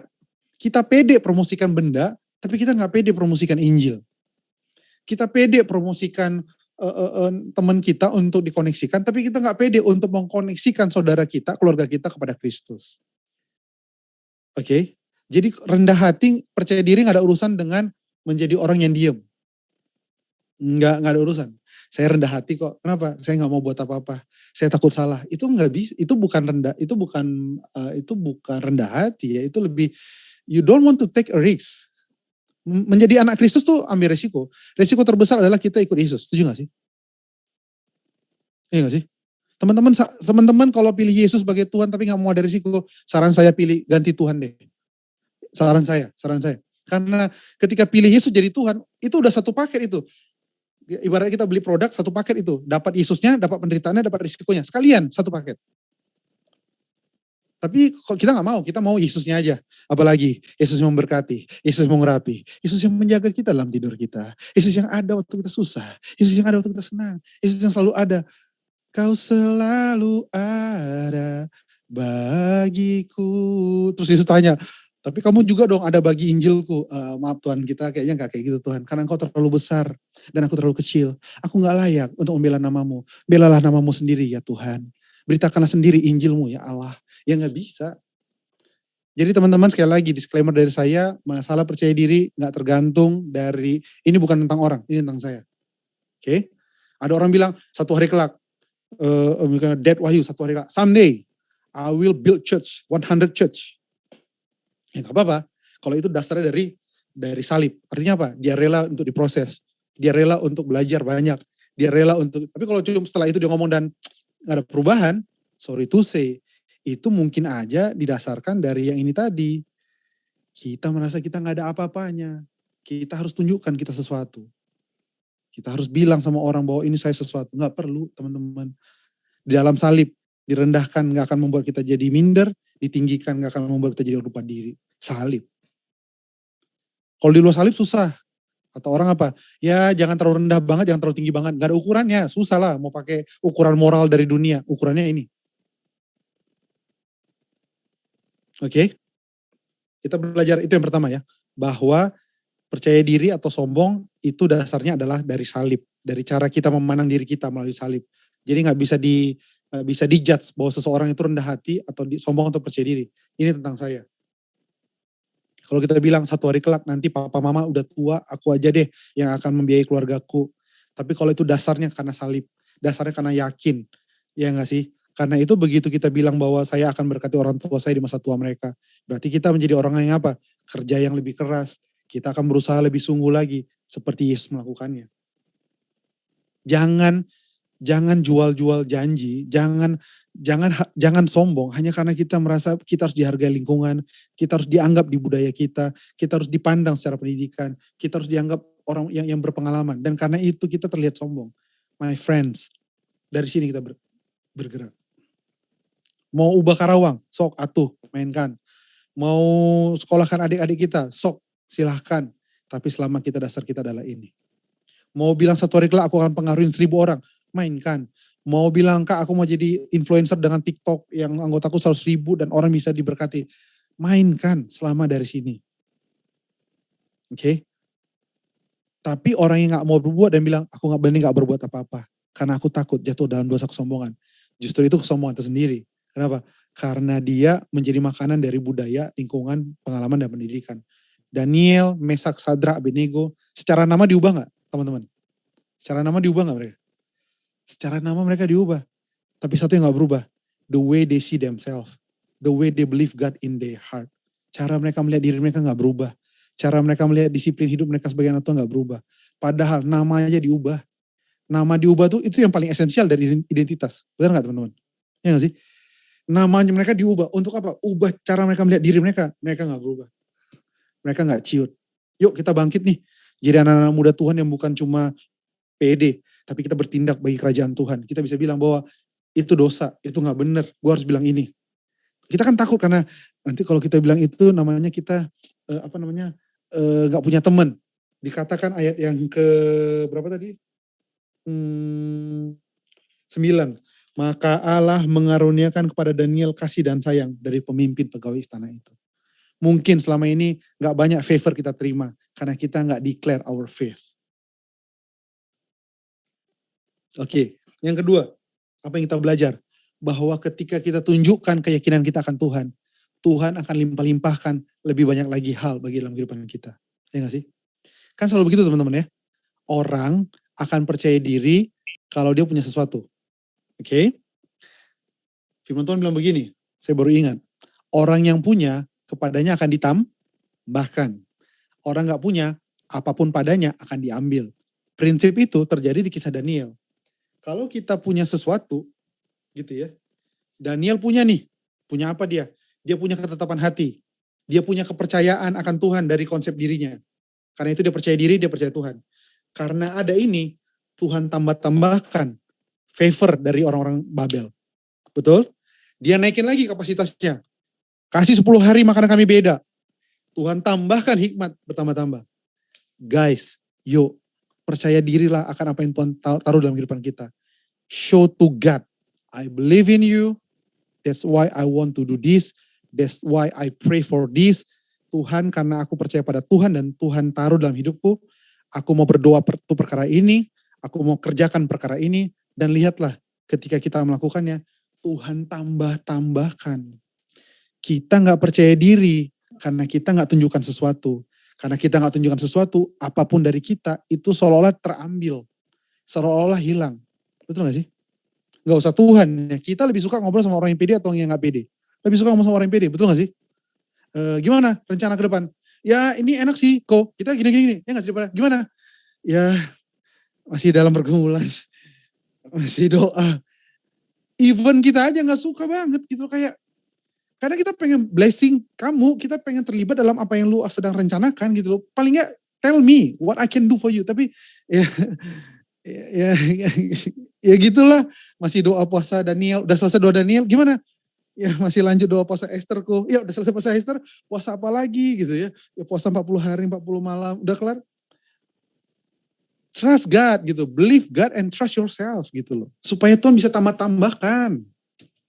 Itu yang kedua. Dan yang ketiga adalah waktu kita, gini, makin kita percaya diri dan percaya Tuhan, Tuhan tambah-tambahkan. Setuju ya? Makin kita tambah-tambahkan, kita makin percaya diri. Jadi dia kayak apa ya? Kayak spiral begitu yang terus membesar dan terus membesar dalam kehidupan kita. Yang ketiga yang mau saya bilang adalah, teman-teman, salah satu percaya diri itu adalah manfaatkan, berdayakan apapun yang kita miliki. Daud lagi, Daniel tahu betul, ini nih bos gua nih lagi pede, lagi percaya sama gua, dia manfaatkan, betul gak sih? Dia challenge terus. Manfaatkan, percaya diri itu artinya sumber daya yang Tuhan taruh maksimalkan, jangan dibiarin diem. Yang bisa musik, ayo buat nih konten. Mumpung belum license, yang bisa buat ini, mainkan. Yang bisa lakukan ini, mainkan. Jangan izinkan 5 roti 2 ikan itu buat makan 5.000 orang. Itu karena ada anak kecil pede. Ada yang punya makanan, ada yang punya roti. Mungkin gambaran gitu ya. Ada yang punya roti, terus ada bocah 1 orang. Ko Petrus mungkin. Atau om. Ya, karena dia kan Pentakosta kan. Om. Saya ada roti ini sama ini. Tadi mama nitip untuk makanan saya. Oh yaudah mari. Karena ada 1 anak yang pede, 5.000 orang bisa makan. So percayalah dengan apa yang Tuhan udah kasih, yang punya main musik, yang bisa macam-macam. Guys, it's time for boom to make a boom. Ya gak sih? Kamu bisa apa? ya gitulah, kok gimana ya, gak enak. Karena saya tahu bahwa kemuliaan hanya milik Tuhan. Ya itu mah kita juga udah tahu, kemuliaan milik Tuhan. Pertanyaannya, lu punya apa? Ya gak sih? Ya masih belajar. Ya kita tahu lu masih belajar, tapi lu di tahap mana? Level 3 kah? Level 2 kah? Ya, aduh saya gimana ya, saya takut banget jatuh ke dalam dosa. Dosa urusan Tuhan, urusan lu sama saya adalah lu bisa apa? Biar gue tahu, lu mau dikirim ke Amerika, ke Australia, atau kemana? Iya dong. Iya kalau memang waktunya Tuhan, iya waktunya Tuhan urusan Tuhan. Waktunya kamu ngomong sama saya, yuk kamu bisa apa nih? Mumpung nih ada orang barusan nelfon nih, ada beasiswa nih untuk 3 orang untuk sekolah misalkan ke Amerika. Tapi karena kita dengan yang kelar. Yang pertama adalah apa tadi itu? Kita harus tunjukin sama Tuhan bahwa kita tuh have something. Ya gak sih? Kita harus tunjukin Tuhan aku punya sesuatu. Yang kedua, yang pertama konsep diri kita ya. Even kita di Babel gak bisa ubah kita. Even kita di bangsa yang kayak begini, bangsa ini gak bisa ubah kita. Even kita di generasi yang katanya tuh generasi yang udah makin ampun, ya gak sih? Makin anjay, salam dari Binjai. Generasi yang makin ampun, ya gak sih? Generasi yang kata orang tuh ini berat banget menjangkaunya. Tanya aja sama Ded Wahyu, ya gak sih? Ampun lah generasi kali ini tuh lebih repot menjangkaunya. Tapi satu, generasi ini gak bisa ubah cara pandang kita tentang diri. Saya ada karena salib Kristus. Saya percaya perkara-perkara besar karena salib. Saya rela dihina, direndahkan karena salib. Saya tahu doa-doa saya akan ubahkan bangsa-bangsa karena salib. Saya tahu orang tua saya akan dipulihkan karena salib. Bukan karena doa saya. Saya berdoa karena salib. Karena itu pede. Disuruh nanti sama Ded Wahyu. Berangkat jadi misionaris. Salib bilang, oke, berangkat. Tentu dengan kalimat saktinya ya, Pastor Wahyu kan. Hiduplah dengan iman kau dalam pelayananmu wahai anakku. Ya sih? Berangkat. Saya 1 hari kelak mau jadi businessman, Dad. Kalau itu karena salib, bukan karena minder, bukan karena rasa takut dan sebagainya, berangkat. Mau jadi apapun. Tapi kalau mengalami hinaan karena salib, terima juga. Iya dong. terima juga kita dimaki orang karena salib. Sok, silahkan. Tapi kita tahu dalam hati ada peneguhan dari Roh Kudus. Ini harga sebagai murid Kristus, gak apa-apa. Dicampakkan keluarga, dianggap kita anak yang gak tahu urut orang tua karena kita beda iman. Just accept karena salib. Jadi khotbah malam ini bukan untuk Anda, khotbah malam ini untuk saya. Yang pertama, yakinkan diri tentang nilai diri kita salib. Yang kedua adalah kasihlah sesuatu sama Tuhan. Show God that you have something. Maka dia akan balas berkali-kali lipat. Dan ketika dia bertambah-tambah kali-kali lipat, kepercayaan diri kita semakin meningkat, sehingga kita semakin besar kapasitas kita. Yang ketiga adalah kalau ada resources, tangkap, terima. Jangan disimpan-simpan. Yang terakhir, slide-nya. Yeah. Sebenarnya kesimpulan khotbahnya adalah ini. Aku percaya pada Tuhan yang telah mempercayakan aku, karena aku percaya pada diriku dan bertindak atas kepercayaan Tuhan padaku. Iya. Ini agak pusing ya. Ya, ini sebenarnya kesimpulan khotbahnya cuma ini aja. Aku percaya pada Tuhan yang telah mempercayakan aku. Karenanya, aku percaya pada diriku. Jadi aku percaya diriku bukan karena yang lain ya, tapi karena salib dan bertindak atas kepercayaan Tuhan padaku. Jadi bedanya kepercayaan diri di tengah-tengah umat anak Tuhan dengan yang di luar apa? Kalau di luar kita diajar percaya diri karena apa? Karena sweet, karena pakaian yang kita pakai, betul gak sih? Karena jumlah followers yang kita punya, karena uang yang kita miliki, karena siapa latar belakang kita. Apakah kita Sultan Andara atau kita adalah sultan-sultan yang lain? Karena ya gak sih, sekarang kita lagi digiring untuk lu percaya diri karena apa? Followers. Mendingan gue lah, gue Rahel Fania, gak sih? Atau apa gitu ya. Kita lagi digiring ke sana. No. Milikilah followers yang banyak untuk kita bisa influence dunia. Milikilah uang sebanyak yang Tuhan percayakan untuk bisa berkati banyak orang dan hidup kita juga lebih sejahtera. Milikilah pendidikan setinggi mungkin untuk kita bisa memiliki ilmu yang memberkati banyak orang. But kita gak taruh percaya diri di situ. Kita taruh percaya diri di salib. Sehingga kalaupun kita pintar, waktu orang bilang bodoh banget loh, kita bisa diam dan santai aja. Waktu kita punya uang banyak dan orang bilang, ya elah baru segitu, gak ada apa-apanya sama apa yang gue punya. Kita gak akan terpicu untuk menandingi dia karena kompetisi-kompetisi gak masuk akal ini. Karena firman Tuhan bilang dengan jelas kan, dunia sedang hanyut terseret oleh hawa nafsunya.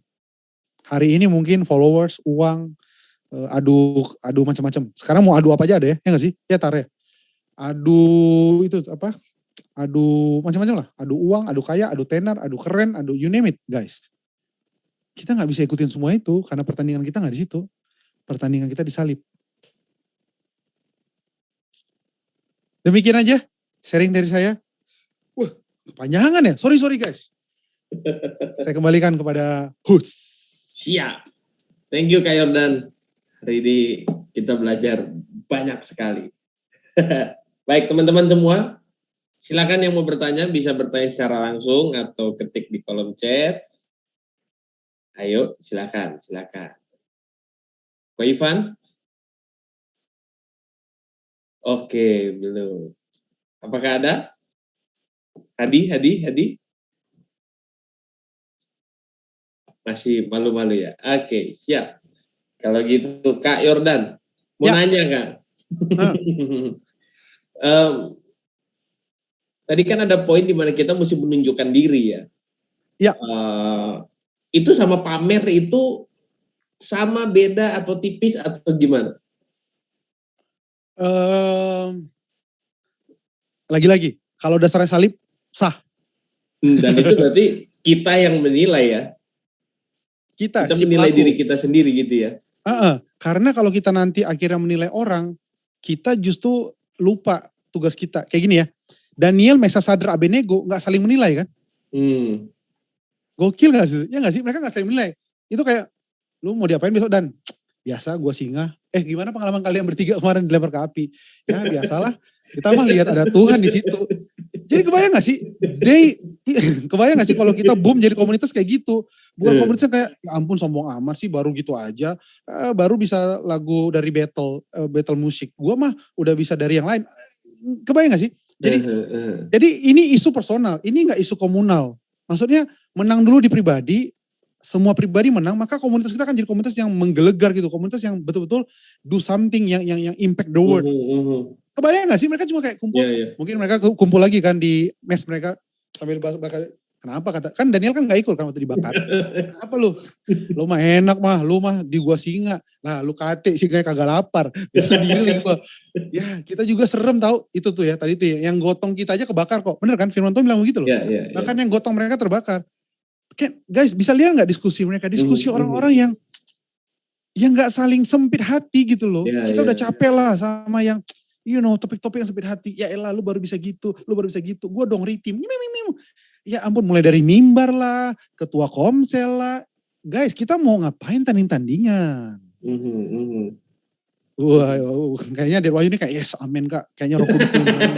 Ya gak sih maksudnya lu keren, lu ini. Udahlah kalau lu merasa teman lu keren puji aja udah cukup. Karena kan bukan di situ juga nilai hidup kita. Nilai hidup kita adalah salib.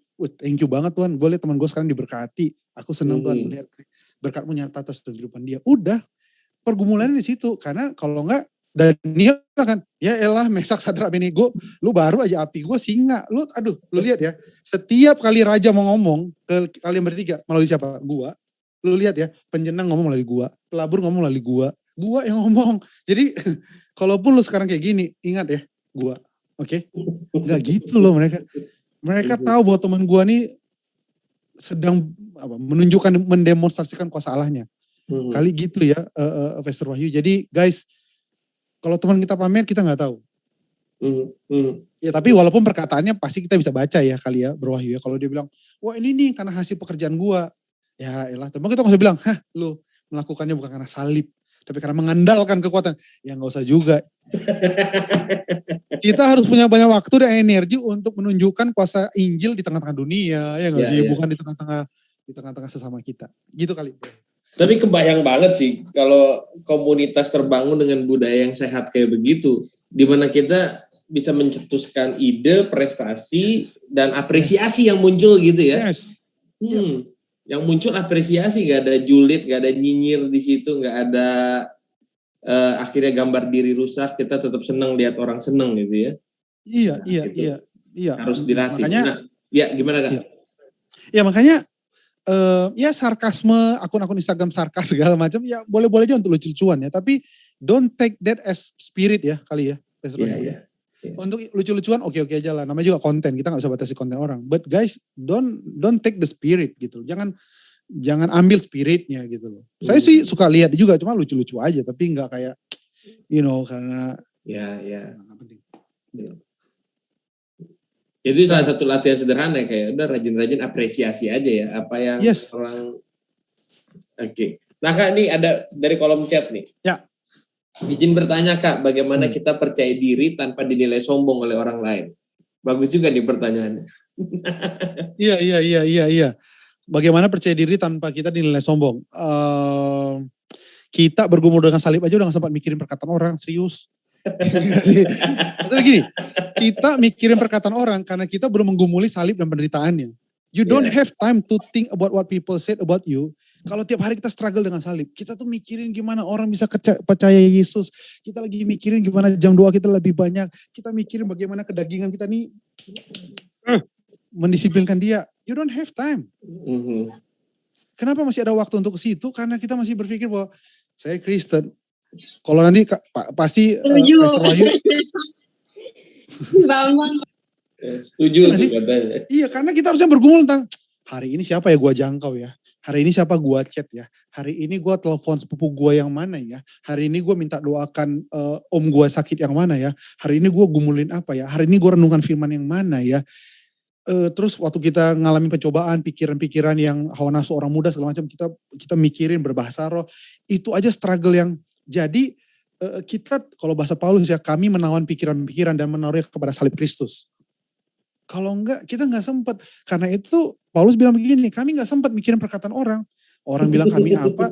Ya enggak sih, karena they don't have time think about it. Kita kan, gimana ya, apa kata orang ya, kalau gue gini ya, saya enggak bilang sopan itu enggak penting. Saya enggak bilang itu. Karena begini, ketika salib jadi kultur kita, habit kita, maka yang keluar adalah 1 Korintus 13, kasih, sopan santun, menghargai orang, itu udah pasti. Tapi kalau dasar kita adalah karena we want to be good looking for people, kita pengen dilihat oke sama masyarakat, kita akan repot. Kenapa? Karena masyarakat yang kita ikutin aturannya adalah masyarakat yang harus kita bolak-balik dengan Injil Kristus, ya gak sih?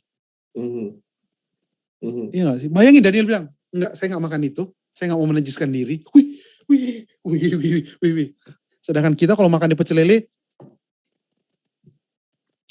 amin. Iya gak sih? Kita gak mau declare untuk Bapak dalam nama Yesus kayak bersyukur untuk, karena, iya gak sih? Iya. Ya bahwa bisa doa, tapi kan Kak Yordan doa mah gak usah gitu, kakak mah terlalu norak, roh agamawi. Makasih gitu ya, kadang-kadang nih, ini kita udah mulai keteteran nih, apalagi nih kaum karismatik Pentakosta garis keras, ya gak sih? Semua itu apa aja Kak, itu ngalir, itu aduh Kak, itu terlalu agamawi lah. Kita takut terlihat iman kita atau kita memang se-flow itu gitu. Kalau memang se-flow itu, sok silahkan. Memang kayak roh Tuhan tuh bicara terus, gak pernah berhenti, ya gak sih, penyingkapan. Makanya gak perlu lagi gini-gini, ya gak sih? Atau kita memang udah mulai ciut, kita udah mulai gak berani untuk bilang, I'm Christian, I believe about Jesus. Aku percaya bahwa manusia semuanya itu dalam dosa, karena itu butuh kabar baik. Ini kabar baiknya. Ketepak, waduh itu karena salib, gak apa-apa juga. Atau I want to be leader, aku mau jadi pemimpin bagi bangsa. Dengan cara itu aku mau memberitakan kabar baik bagi banyak orang. Jadi ditampar karena Injil, jadi pemimpin karena Injil, punya usaha miliaran karena Injil, ataupun dihina dan masuk ke daerah-daerah yang terbuang karena Injil, itu sama kemuliaannya. Tapi tampilan di masyarakatnya beda dong. Pengusaha dengan penghasilan miliaran sumbang pelayanan, dengan orang yang menginjilin orang-orang pinggir jalan, berbeda secara kacamata sosial ya. Tapi di mata Tuhan mereka adalah orang-orang yang sedang memberitakan Injil. Dan jadi gak perlu kita kayak, gila bro lu tajir banget ya. Terus yang kaya bilang, lu sih pelayanan lu masih kayak gitu, beritakan Injil pinggir jalan. Enggak banget, itu enggak banget. Iya gak sih loh, mau bilang mana? Di Alkitab ada nabi yang kere, namanya Amos. Amos cuma gembala. Ada juga nabi yang tajir, namanya Daud atau kayak Salomo. Tapi kita lihat di sini tuh dibuat jadi satu paket sama Tuhan, satu cerita. Ceritanya cerita apa? Cerita penyelamatan Allah bagi bangsa yang terhilang. Kita aja yang repot ngejar-ngejar semua hal. Tapi bukan berarti dari sini, ya udah kalau gitu kita pulang jadi orang miskin. Gak kayak gitu. Tapi kalau memang panggilan kita dipanggil untuk memberitakan, kan gak mungkin ya dipanggil memberitakan suku Baduy misalkan gitu ya. Terus di sana kita pakai Rolls Royce, ya gak mungkin lah. Ya gak mungkin juga. Tapi gak perlu merasa minder. Atau kita yang diberkati Tuhan dengan pendidikan tinggi, bisnis kita berkembang, kita nanti jadi bos perusahaan dengan 1000 anak buah, dengan omset startup mungkin udah unicorn, gak perlu gimana-gimana juga, karena kaya karena salib, miskin karena salib, menderita karena salib, mulia karena salib, hidup tentang bagaimana Kristus nyata dalam kehidupanku. Karena itu aku pede. Poinnya tadi ya, jadi kalau masih mikirin penilaian orang lain berarti pakunya kurang dalam nancepnya gitu. Iya, masih sibuk mikirin berapa likes yang gue terima hari ini, bukan mikirin berapa darah yang udah ditebus Yesus untuk aku, ya gak sih? Betul. Masih FYP hari ini apa? FYP hari ini. Ya aduh, FTY hari ini paling penting, firman Tuhan Yesus. Ini FYP, FTY. Jangan kan mikirin orang lain, menahan rasa sakit dari salib aja susah. Siap. Nah, ada pertanyaan lagi nih kan dari kolom chat nih. Berarti percaya diri dan sombong penilaiannya adalah hati kita sendiri, bukan penilaian manusia. Itu kayak. Iya. Tapi kalaupun teman-teman ditanya orang, nggak bisa juga teman-teman bisa bilang, saya sih menilai diri saya rendah hati, ya nggak bisa juga. Kalau bahasa Paulus bilang begini, aku tidak tahu apakah dalam diriku atau di luar diriku. Maksudnya dia betul-betul kayak, I don't want to confuse about myself. Karena diriku gak lebih penting daripada panggilan Tuhan atas diriku. Saya ulang ya. Diri saya gak lebih penting daripada panggilan Tuhan atas hidup saya. Saya ini ada karena panggilannya. Panggilannya hilang, ya saya ini udah gak ada guna. Oh, saya kasih lagi ke Bum. Ini ke Bum ini rata-rata anak Bum gak terima nih. Saya ulang. Saya ada karena misi Tuhan dalam hidup saya. Teman-teman setuju ya? Ya. Oke. Ketika misi Tuhan gak lagi jadi isu dalam hidup saya, yang utama dalam hidup saya itu udah gak penting lagi dong. Karena keberadaan saya di muka bumi karena ada tujuan Tuhan. Betul. Jadi kalau saya gak hidupin tujuan Tuhan, tapi saya merasa saya ada, saya sombong. Saya melihat diri saya lebih daripada seharusnya saya melihat. Wah, Hanita sakit kepala dia. Maksudnya gimana sih kayak orang? Gini Hanita, gini, saya ulang. Saya ini kan ada, saya ini ada karena ada kehendak Tuhan. Hanita setuju ya? Ya Michael setuju ya? Oke. Tapi saya dalam keseharian saya lebih memikirkan diri saya daripada apa mau Tuhan dalam kehidupan saya. Berarti berdasarkan KBBI saya sombong. Saya melihat diri saya lebih daripada seharusnya. Saya pikir saya ada untuk saya. Padahal saya ada untuk maksud Tuhan bagi kehidupan saya. Karena itu ketika maksud Tuhan bukan lagi jadi pemikiran saya setiap hari, perenungan saya setiap hari, pergumulan saya setiap hari. Maka saya sedang sombong. Karena seharusnya saya pikirkan adalah bagaimana kehendak Tuhan. Gimana Michael? Nggak terima ya? Saya ulang lagi ya. Handphone ini ada karena ada yang mau beli, yang mau pakai. Setuju ya? Setuju. Ketika handphone ini merasa bahwa dia ada tanpa ada manusia, dia bilang, gua handphone canggih, RAM gua tinggi. Tapi nggak ada yang pakai dia, nggak ada pemanfaatan atas dia. Maka dia merasa dirinya, bahkan dia sombong. Karena dia melihat dirinya lebih daripada dirinya sendiri. Dia harus dibilang, hey handphone, kamu tuh merasa ada, kamu tuh bisa ada dan merasa eksis kalau ada yang make. Karena itu Tuhanlah yang memakai hidupmu. Karena itu tiap hari yang kamu pikirkan adalah bagaimana kamu memaksimalkan penggunaanmu yang dipakai oleh Tuhanmu. Kamu gak boleh pikir yang lain. Kamu gak boleh jalan-jalan sesama handphone yang lain. Kamu gak boleh berkumpul dengan handphone yang lain tanpa tujuan yang ini. Kamu terkoneksi dengan handphone yang lain hanya dengan caraku. Cara kamu perlakukan teman boom hanya dengan caraku. Cara kamu bicara dengan orang tuamu hanya dengan caraku. Waduh, jadi serius ya. Udah kita ganti topik lah. 3 langkah hidup diberkatin. Itu tinggal kurang musik sedih aja itu. Iya, cuma nggak bisa nanti license. Cara handphone ini koneksi sama handphone ini kan tergantung dengan siapa yang megang, ya nggak sih? Betul. Handphone ini berdua, kalaupun dia kumpul dia nggak ngapa-ngapain. So guys, cara bicara kita tergantung cara Tuhan mau kita bicara sama orang tua. Sopan lah. Respect your pastor. Your dad, Pastor Wahyu. Respect. Nggak bisa ngomong dengan, karena cara kita ngomong harus sesuai dengan cara si yang megang ini mau ngomong. Kan saya mau WA nih sekarang tergantung saya, betul gak sih? Handphonenya gak bisa WA sendiri, betul gak? Saya WA, baru dia masuk. Gitu. Gimana Ria? Cara Ria memperlakukan teman Ria tergantung gimana Tuhan mau Ria memperlakukan teman Ria. Kan makanya saya udah bilang dari awal, ikut Yesus itu udah ganti Tuhan aja, gak apa-apa. Karena satu paket. Karena itu handphonenya percaya diri. Kenapa? Karena aku tahu selama aku di tangan yang make, selama aku melihat diriku seperti yang punya make, melihat diriku, aku percaya. Yes. Terus dia bilang sama handphone ini, kamu percaya gak aku bisa kirim video? Terus dia bilang, sombong amat lu. Lah alasan dia ngomong dia bisa kirim video, karena dia tahu kemampuan yang ini nih menggunakan dia. Orang bilang, sombong amat lu tuh siapa sih? Lu dulu cuma anak buangan. Ya elah, dulu gua anak buangan, sekarang gua di tangan Tuhan. Lu percaya gak gue bisa kirim transfer uang atau gue bisa kirim file gede? Wah lu siapa?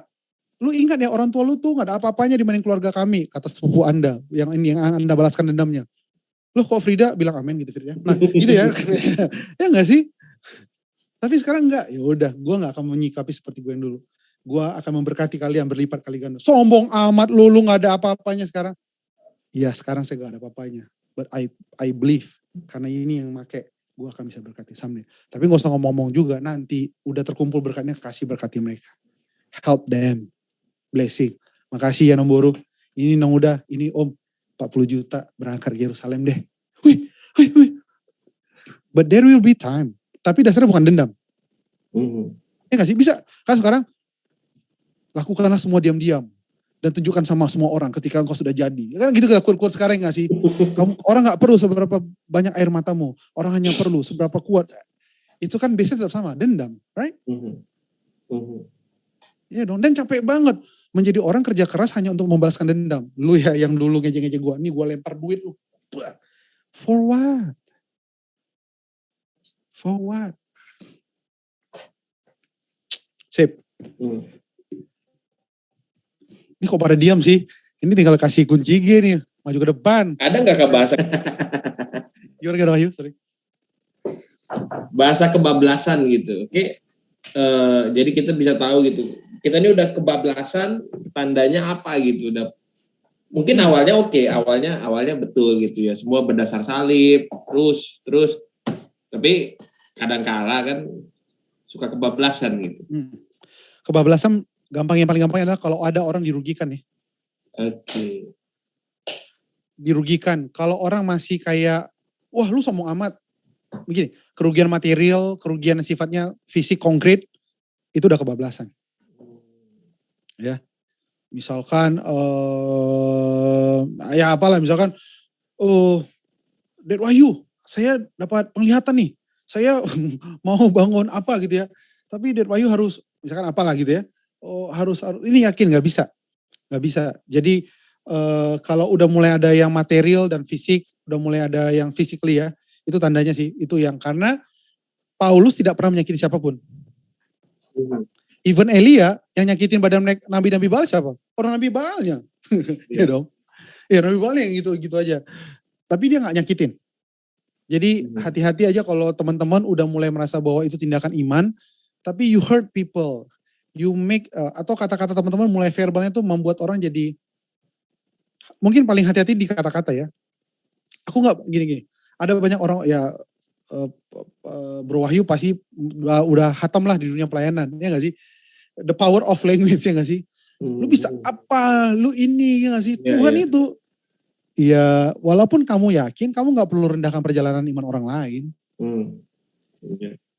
Iya tuh, seharusnya perjalanan iman kamu kalau memang seperti itu ya, membuat orang lain terinspirasi, imannya terbangkitkan. Bukan kayak, ya elah mujizat baru gitu aja, baru bangkitkan orang, baru sembuhkan orang sakit kepala. Gua dong udah bangkitkan orang mati lagi, bangkit lagi, mati lagi, bangkit udah 3 kali.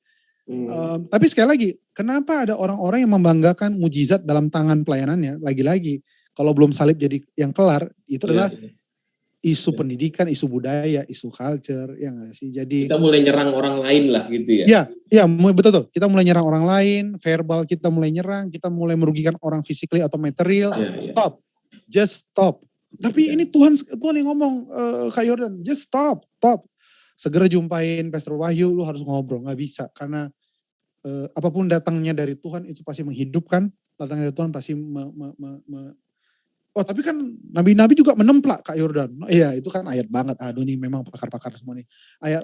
Nabi-nabi kan juga menemplak. Nabi-nabi kan juga menyingkapkan. Yes. Are you sure perjalanan hidup kamu sudah seproses nabi? Don't call your, ya gak sih? Jangan sebut kita nabi kalau kita gokil. Nabi itu mah berani hidup sendirian. Kayak orang gila di pinggir jalan memberitakan kebenaran. Kan kita belum ya. Kita pengen power nabinya, tapi kita ngalih proses nabinya. Which is itu juga masih perdebatan, ya gak sih? Karena tanya aja sama Pastor Wahyu lah teman-teman. Di antara 5 jabatan, nabi itu yang paling case memang di gereja-gereja akhir zaman. Prophet itu yang paling agak PR gitu ya.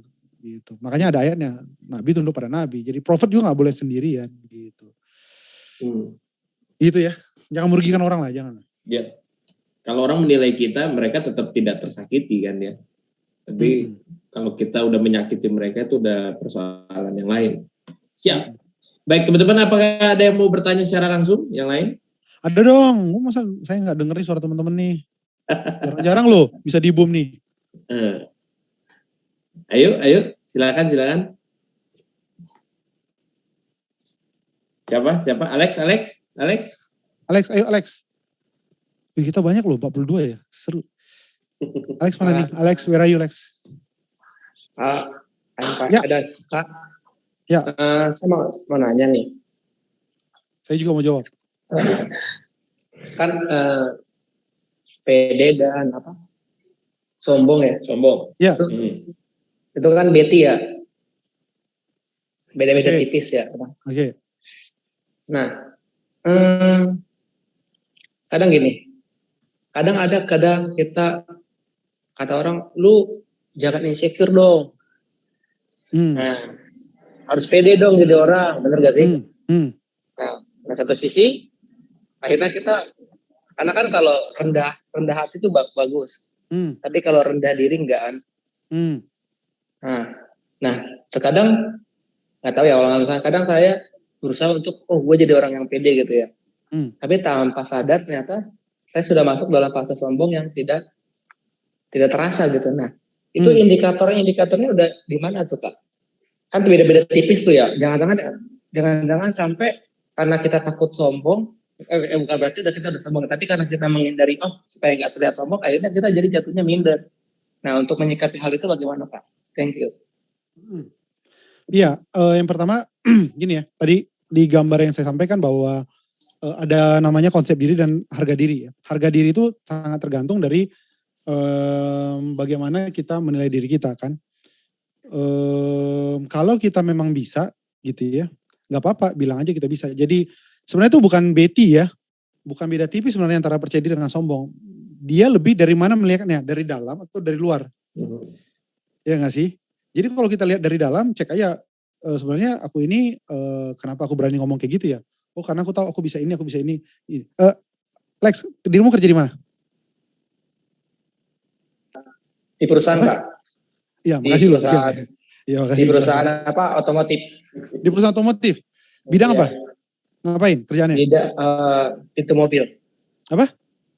Bikin pintu mobil. Itu ngapain? Buat pintu mobil. Oh, saya di hire. Oh, kalau dirimu di HR. HR, bagian safety. Iya. Oke, bagian safety. Berarti dirimu tahu LK3 lah ya? K3 ya, dikit-dikit. Tuh kan? Saya nggak bilang banyak atau dikit sih. Tahu LK3 nggak? Nggak tahu lah. Nggak tahu lah, ya udah. Nggak tahu lah. Oke, berarti masalahnya di mana? Masalahnya berarti di sini nih. Ini nih. Penilaian tentang diri. Oke. Iya, masa kerja HR, di bidang safety, nggak tahu LK3 lah. Lah, apa sih? Saya di training ya. Apa? Di HR training. Oke, HR training. Berarti nggak tahu LK3. Oh, SOP tahu SOP? SOP tahu. Sangat tahu dong ya, sangat paham dong ya. Udah Mi, gak usah ditutup-tutup lah, buka aja. Siap. Pura-pura nge-lag lagi. Tahu SOP nggak? Tahu. Flow tahu dong, flow pekerjaan tahu deh. Dari step 1, step 2 tahu ya? Iya. Oh gitu.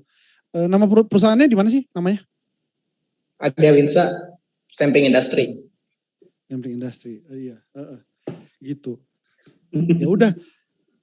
Kalau kamu bilang kamu nggak tahu tentang HR, terus kamu jangan nangis-nangis ya kalau bilang Tuhan bawa aku naik jangan turun. Ya gimana sih? Kamu sendiri minta turun kok. Ditanya apa? Saya nggak tahu dah. Nggak tahu aja deh. Lah, boleh nggak sih? Kalau untuk Alex nih, khusus Alex nih. Lex, kalau tahu bilang tahu, kalau nggak tahu bilang nggak tahu. Tapi jangan tahu bilangnya nggak tahu.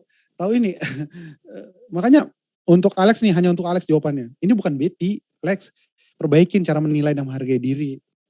Tuh. Pekerjaan yang lu punya sekarang tuh dari Tuhan. Dan lu bilang lu nggak tahu. Tapi doa, Tuhan kiranya engkau buat aku naik gak pernah turun. Oh perluaslah wilayahku seperti Yabes, engkau perluas ya Allah. Lah ditanya HR, gak tahu aja deh. Nanti dikasih gaji akhir bulan, gak mau aja deh. Gak gitu dong. Oke, coba sebutkan 5 hal yang dirimu tahu tentang pekerjaanmu. 5 hal. Standar operasional prosedur, SOP. Training. Terus kemudian dasar K3, kemudian people development, kemudian environment. Apa? Manajemen environment. Oh tuh. Lingkungan. Ya. Lingkungan, tuh udah 5. 5 hal ini itu aja kamu ngelotokin makin kuasain. Karena kita makin percaya diri kalau kita makin berkompetensi. Tapi please jangan menilai dirimu terlalu rendah ya. Iya. Nggak tahu tentang LK3. Wah, kalau tadi kita rekam kita kirim ke dia punya bos, besok lu langsung dapat SP. Iya dong. Kita tuh anak Tuhan suka kayak gitu tuh. Doanya Tuhan aku naik gak pernah turun, aku akan ini melimpah-limpah. Oh aku percaya. Terus bahasa roh, penglihatan. Doa puasa. But you don't show to the world what you can do. Tunjukkan sama dunia bisa apa. Itu cara Tuhan untuk membuat orang berkenan untuk punya favor atas hidup kita. Setuju ya? Anak boom ya? Weh Daniel, tenang kok dulu. Paham ya? Show what you can do. Kalau bisa tunjukin. Bisa? Kamu bisa Pak? Kamu paham ini? Saya usahakan Pak. Mengerti ini? Saya lagi belajar Pak. Sejauh yang saya tahu, sampein. Ya. Supaya orang ingat di sini. Lah, Denny Sumargo aja dengan PD-nya bilang dia pebasket sombong kok. Tapi kan kita tahu kan, semua shootnya dia itu bukan take one shoot kan. Itu mungkin ratusan shoot dan dia ambil satu. Berarti di balik sombong brandingnya dia ada kerja keras di situ guys. Kan nggak mungkin lah dia betul-betul sejago itu sekali shoot masuk sekali. Enggak deh. Tapi ada kerja keras yang membuat dia shoot begitu diambil jadi. Orang sombong aja di belakang ada kerja keras. Masa kita anak Tuhan yang disalib di dalam salib nggak mau kerja keras. Oke Lex, luar biasa lah kau Lex. Gak tau LK3 pula aku bilang. Siap tulang. Siap. Mama aku bangga bean. Kugas aja lah kebagusan. Ya. Dari dikit-dikit gak tahu lagi training. Oke, memang itu perlu kita bereskan juga nanti. Oke, Kak. Teman-teman ada yang mau tanya lagi nggak? Ayo. Atau ketik di kolom chat atau tanya secara langsung. Daniel nanya, dirimu Daniel. Oke. Oke, silakan guys. Ada. Nah, saya nanya lagi nih Kak. Mungkin ya kalau nggak ada yang nanya, mungkin ini pertanyaan terakhir. Atau kalau masih ada yang mau nanya, masih boleh. Tadi kan definisi sombong menghargai diri secara berlebihan. Ya kan? Berarti kan kita harus menghargai diri tapi jangan berlebihan. Dan menghargai diri yang cukup itu tuh kayak gimana maksudnya Kak? Apa yang saya bisa? Apa yang saya bisa? Jadi mulai inventarisir, skill, kecakapan, sumber daya, pengalaman iman, makanya kan sering banget di dalam dalam kisah-kisah di Alkitab kan, Allah, Abraham, Ishak dan Yakub mau bilang apa? Bahwa kisah Tuhan bersama Abraham itu kiranya menjadi kisah Tuhan bersama Ishak, itu kiranya menjadi kisah Tuhan bagi Yakub. Bahwa kisah-kisah teman-teman semuanya punya kisah-kisah iman toh, ya nggak sih? Lihat hidup jangan lihat. Ada lagunya kan, berkat Tuhan mari hitunglah. Jadi hitung berkat Tuhan. Tahun berapa ditolong Tuhan. Betapa banyak pertolongan Tuhan. Kedua, hitung skill. Bisa apa, ngerjain apa. Project-project apa yang pernah dikerjakan. Iya gak sih? Sehingga sebenarnya kan portofolio itu bukan untuk urusan orang. Portofolio itu untuk urusan saya. Semakin banyak saya lihat saya udah ngapain aja. Kita kan gak pernah tulis, kita pernah ngapain aja. Kita pernah buat apa aja. Jadi bergeraklah dari yang itu, dari yang bisa.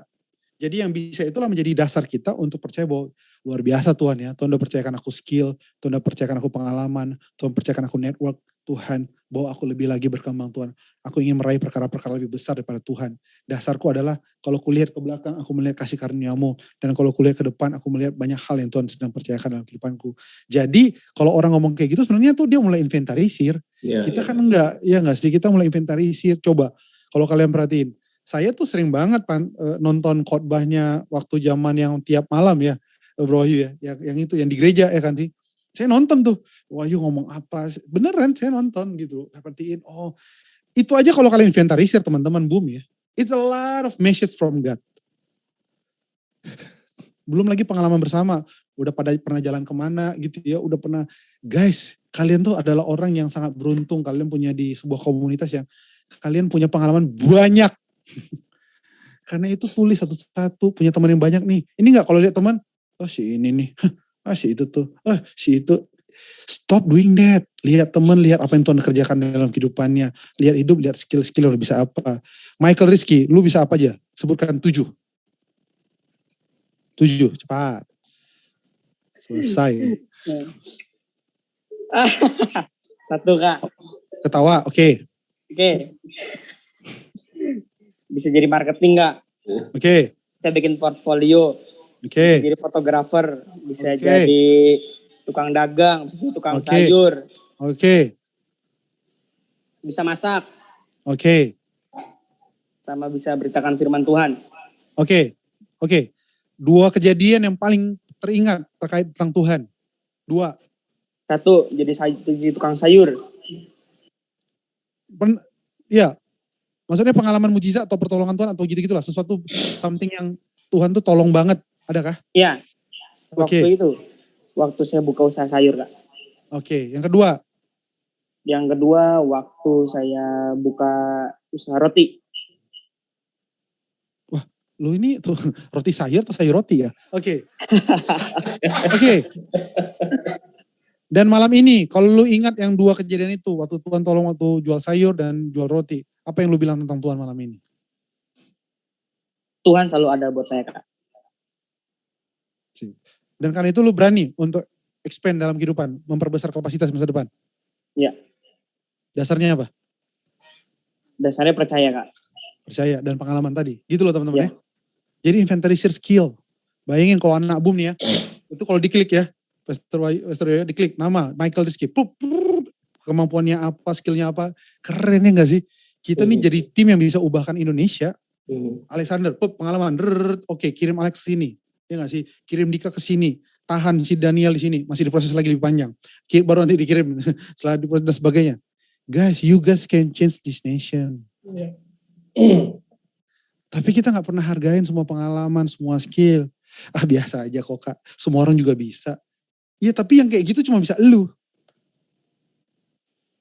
Ya semua orang juga ada bisa kayak gini Kak. Ya betul semua orang bisa. Tapi yang bisa buat cuma kayak elu. Yang bisa jual kayak cuma kayak elu. Yang bisa ngomong kayak gitu cuma kayak elu. Gak apa-apa Kak, gak ada apa-apanya kok Kak. Aku ini hanya debu-debu dalam kehidupan. Ya elah. Kalau ini berharga di mataku. Tuh, Tuhan bilang kok berharga, lu bilang debu. Apaan? Emang Tuhan Yesus mati bagi debu? Kagak kali. Saya akan tutup dengan satu cerita teman ya. Kalau teman-teman lihat di sini tuh ada satu akun namanya Yoshi Topatinaya. Beliau adalah kakak saya gitu ya. Mentor saya dari 20 tahun yang lalu kali. Beliau adalah seorang psikolog, dosen gitu ya. Saya belajar banyak tentang kayak gini-gini tuh dari beliau. Gitu. Tapi kalau beliau ngajar tuh ya, waduh ampun lah pokoknya. Beliau akan datang dengan kertas HVS dan pulpen. Terus diajarkan, Yordan tuh gini, ada namanya CBT lah, psikologi inilah, psikologi itulah. Puyeng deh gitu ya. Tapi itu yang membuat saya semakin bisa mahir dalam melayani anak-anak muda. Karena ilmu-ilmu yang disampaikan. Sampai hari ini masih belajar. Kepada Kak Yosi. Kak Yosi, thank you banyak, Tuhan Yesus berkatin. Tapi saya mau bilang buat teman-teman, belajar hargain semua yang resources. Until today I respect her. Sebagai orang yang invest banyak dalam kehidupan saya, bantu saya dalam memahami anak-anak muda. Apalagi kayak kalian-kalian nih ya, yang wajah-wajahnya gak masuk akal gitu ya. Gitu loh, membantu banget untuk hadapin. Karena gak bisa hadapin anak muda pakai Alkitab, betul ya, Pastor Wahyu, ya gak sih? Harus ada triki-trikinya, harus ada seni-seninya, harus ada skill-skill tertentu untuk bisa masuk. And until today, tapi saya respect, saya belajar terus ilmunya, saya terus belajar ilmu psikologi sambil saya terus pahamin firman Tuhan untuk bisa sharing dan bisa lebih efektif lagi dalam melayani. Karena itu membuat saya percaya diri. Begitu dibilang sama Pastor Wahyu, Kak bisa melayani, siap. Bukan karena saya pengalaman, bukan karena saya hebat, tapi setiap pengalaman, setiap ilmu, setiap perenungan yang sudah saya lakukan, itu membuat saya tahu Tuhan selalu ada untuk menemani saya dalam melayani dia.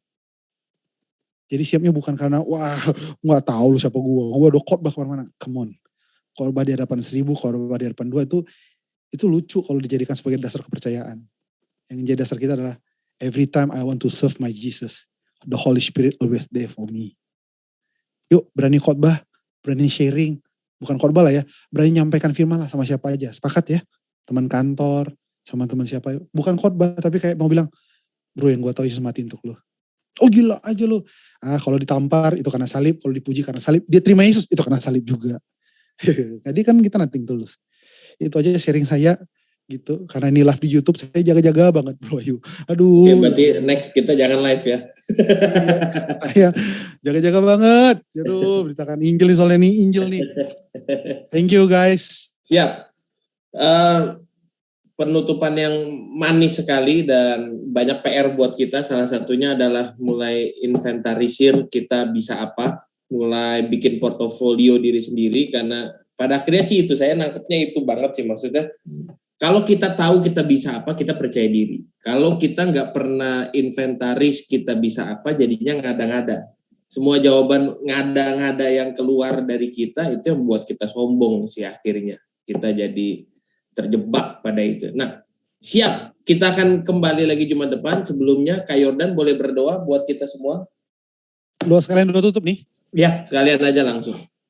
Mari kita berdoa teman-teman semuanya. Bapak bersyukur untuk kebaikan dan rahmat-Mu. Kami percaya menghadapi tantangan hidup di bumi ini bukan cuma secara pribadi. Secara pribadi Tuhan tahu banyak tantangan. Kami yang bergumul dalam pekerjaan, dalam relasi, hubungan, dalam masa muda kami, hubungan dengan orang tua, pelayanan dan sebagainya. Tuhan tahu masing-masing kami punya pergumulan. Tapi terlepas dari itu juga, kami juga punya pergumulan sebagai anak-anak terang untuk boleh hadir mendatangkan kerajaan Tuhan dimanapun kami berada, untuk membawa kemenangan, untuk membawa kemuliaan, untuk membawa kekudusan daripada kerajaan Allah masuk ke dalam dunia orang-orang muda. Tolong kami Tuhan, karena itu kami adalah prajurit-prajurit Tuhan yang siap untuk bergerak bersama dengan Tuhan. Kami percaya diri bukan karena apa yang kami punya. Kami percaya diri bukan karena apa yang terjadi pada hidup kami, latar belakang kami dan sebagainya. Bersyukur kami kalau kami datang dari keluarga yang baik, yang harmonis. Bersyukur juga kami kalau datang dari keluarga yang mungkin tidak baik apakah seperti kata orang. Tapi Tuhan dari manapun kami datang, dari manapun kami berasal, Bapa kami tahu di dalam salib semuanya diubahkan. Efesus 2 ayat 10 berkata, setiap orang yang buatan Allah itu diciptakan oleh Kristus Yesus. Karena itu kami tahu bahwa dalam Kristus kami diciptakan ulang. Dalam Kristus sejarah kami dibuat ulang. Dalam Kristus awal kami dibuat lagi dari ulang. Sehingga setiap orang dari kami itu boleh percaya diri untuk menjadi pemenang, untuk menjadi orang yang berhasil dalam kehidupannya, untuk merebut janji Tuhan bagi kami, bagi keluarga kami, bagi orang tua kami, bagi tempat di mana kami berada, bagi gereja di mana Tuhan kami tempatkan kami. Terima kasih Bapa, mulai hari ini Tuhan kami mulai menghitung berkat Tuhan hari demi hari. Tuhan udah kasih kami rekanan, network, sahabat mungkin, networking yang luas. Terima kasih.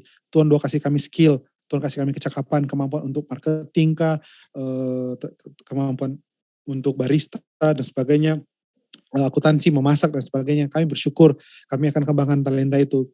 Tuhan mungkin udah percayakan kami pengalaman-pengalaman hidup yang orang mungkin gak punya, orang gak dapetin, tapi kami tahu kami jadi orang yang lebih paham prinsip-prinsip kehidupan.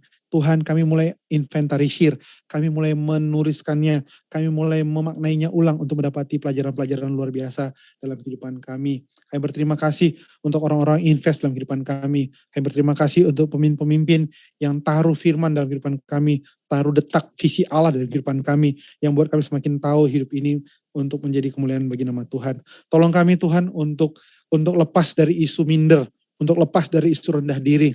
Kami capek jadi makanan fear, kami capek jadi makanan ketakutan, rasa khawatir, penolakan. Itu adalah masa lalu. Yang kami tahu kami hari ini, kalaupun ditolak, itu ditolak karena Injil. Kalaupun kami diterima orang, itu juga karena Injil. Kalau kami sekarang dipercaya perkara-perkara besar, berkat yang besar secara material, itu karena Injil. Kalaupun kami dicampakkan orang, dihina orang, itu juga karena Injil. Bagi kami sekarang bagaimana masa muda ini tentang Kristus, tentang Injil, tentang salib, tentang bagaimana penderitaan Tuhan Yesus itu masuk menjadi daging, firman Tuhan menjadi bagian dari kehidupan kami. Terima kasih Bapak untuk berbagi kemudahan di masa muda hari-hari ini, teknologi, sosial media.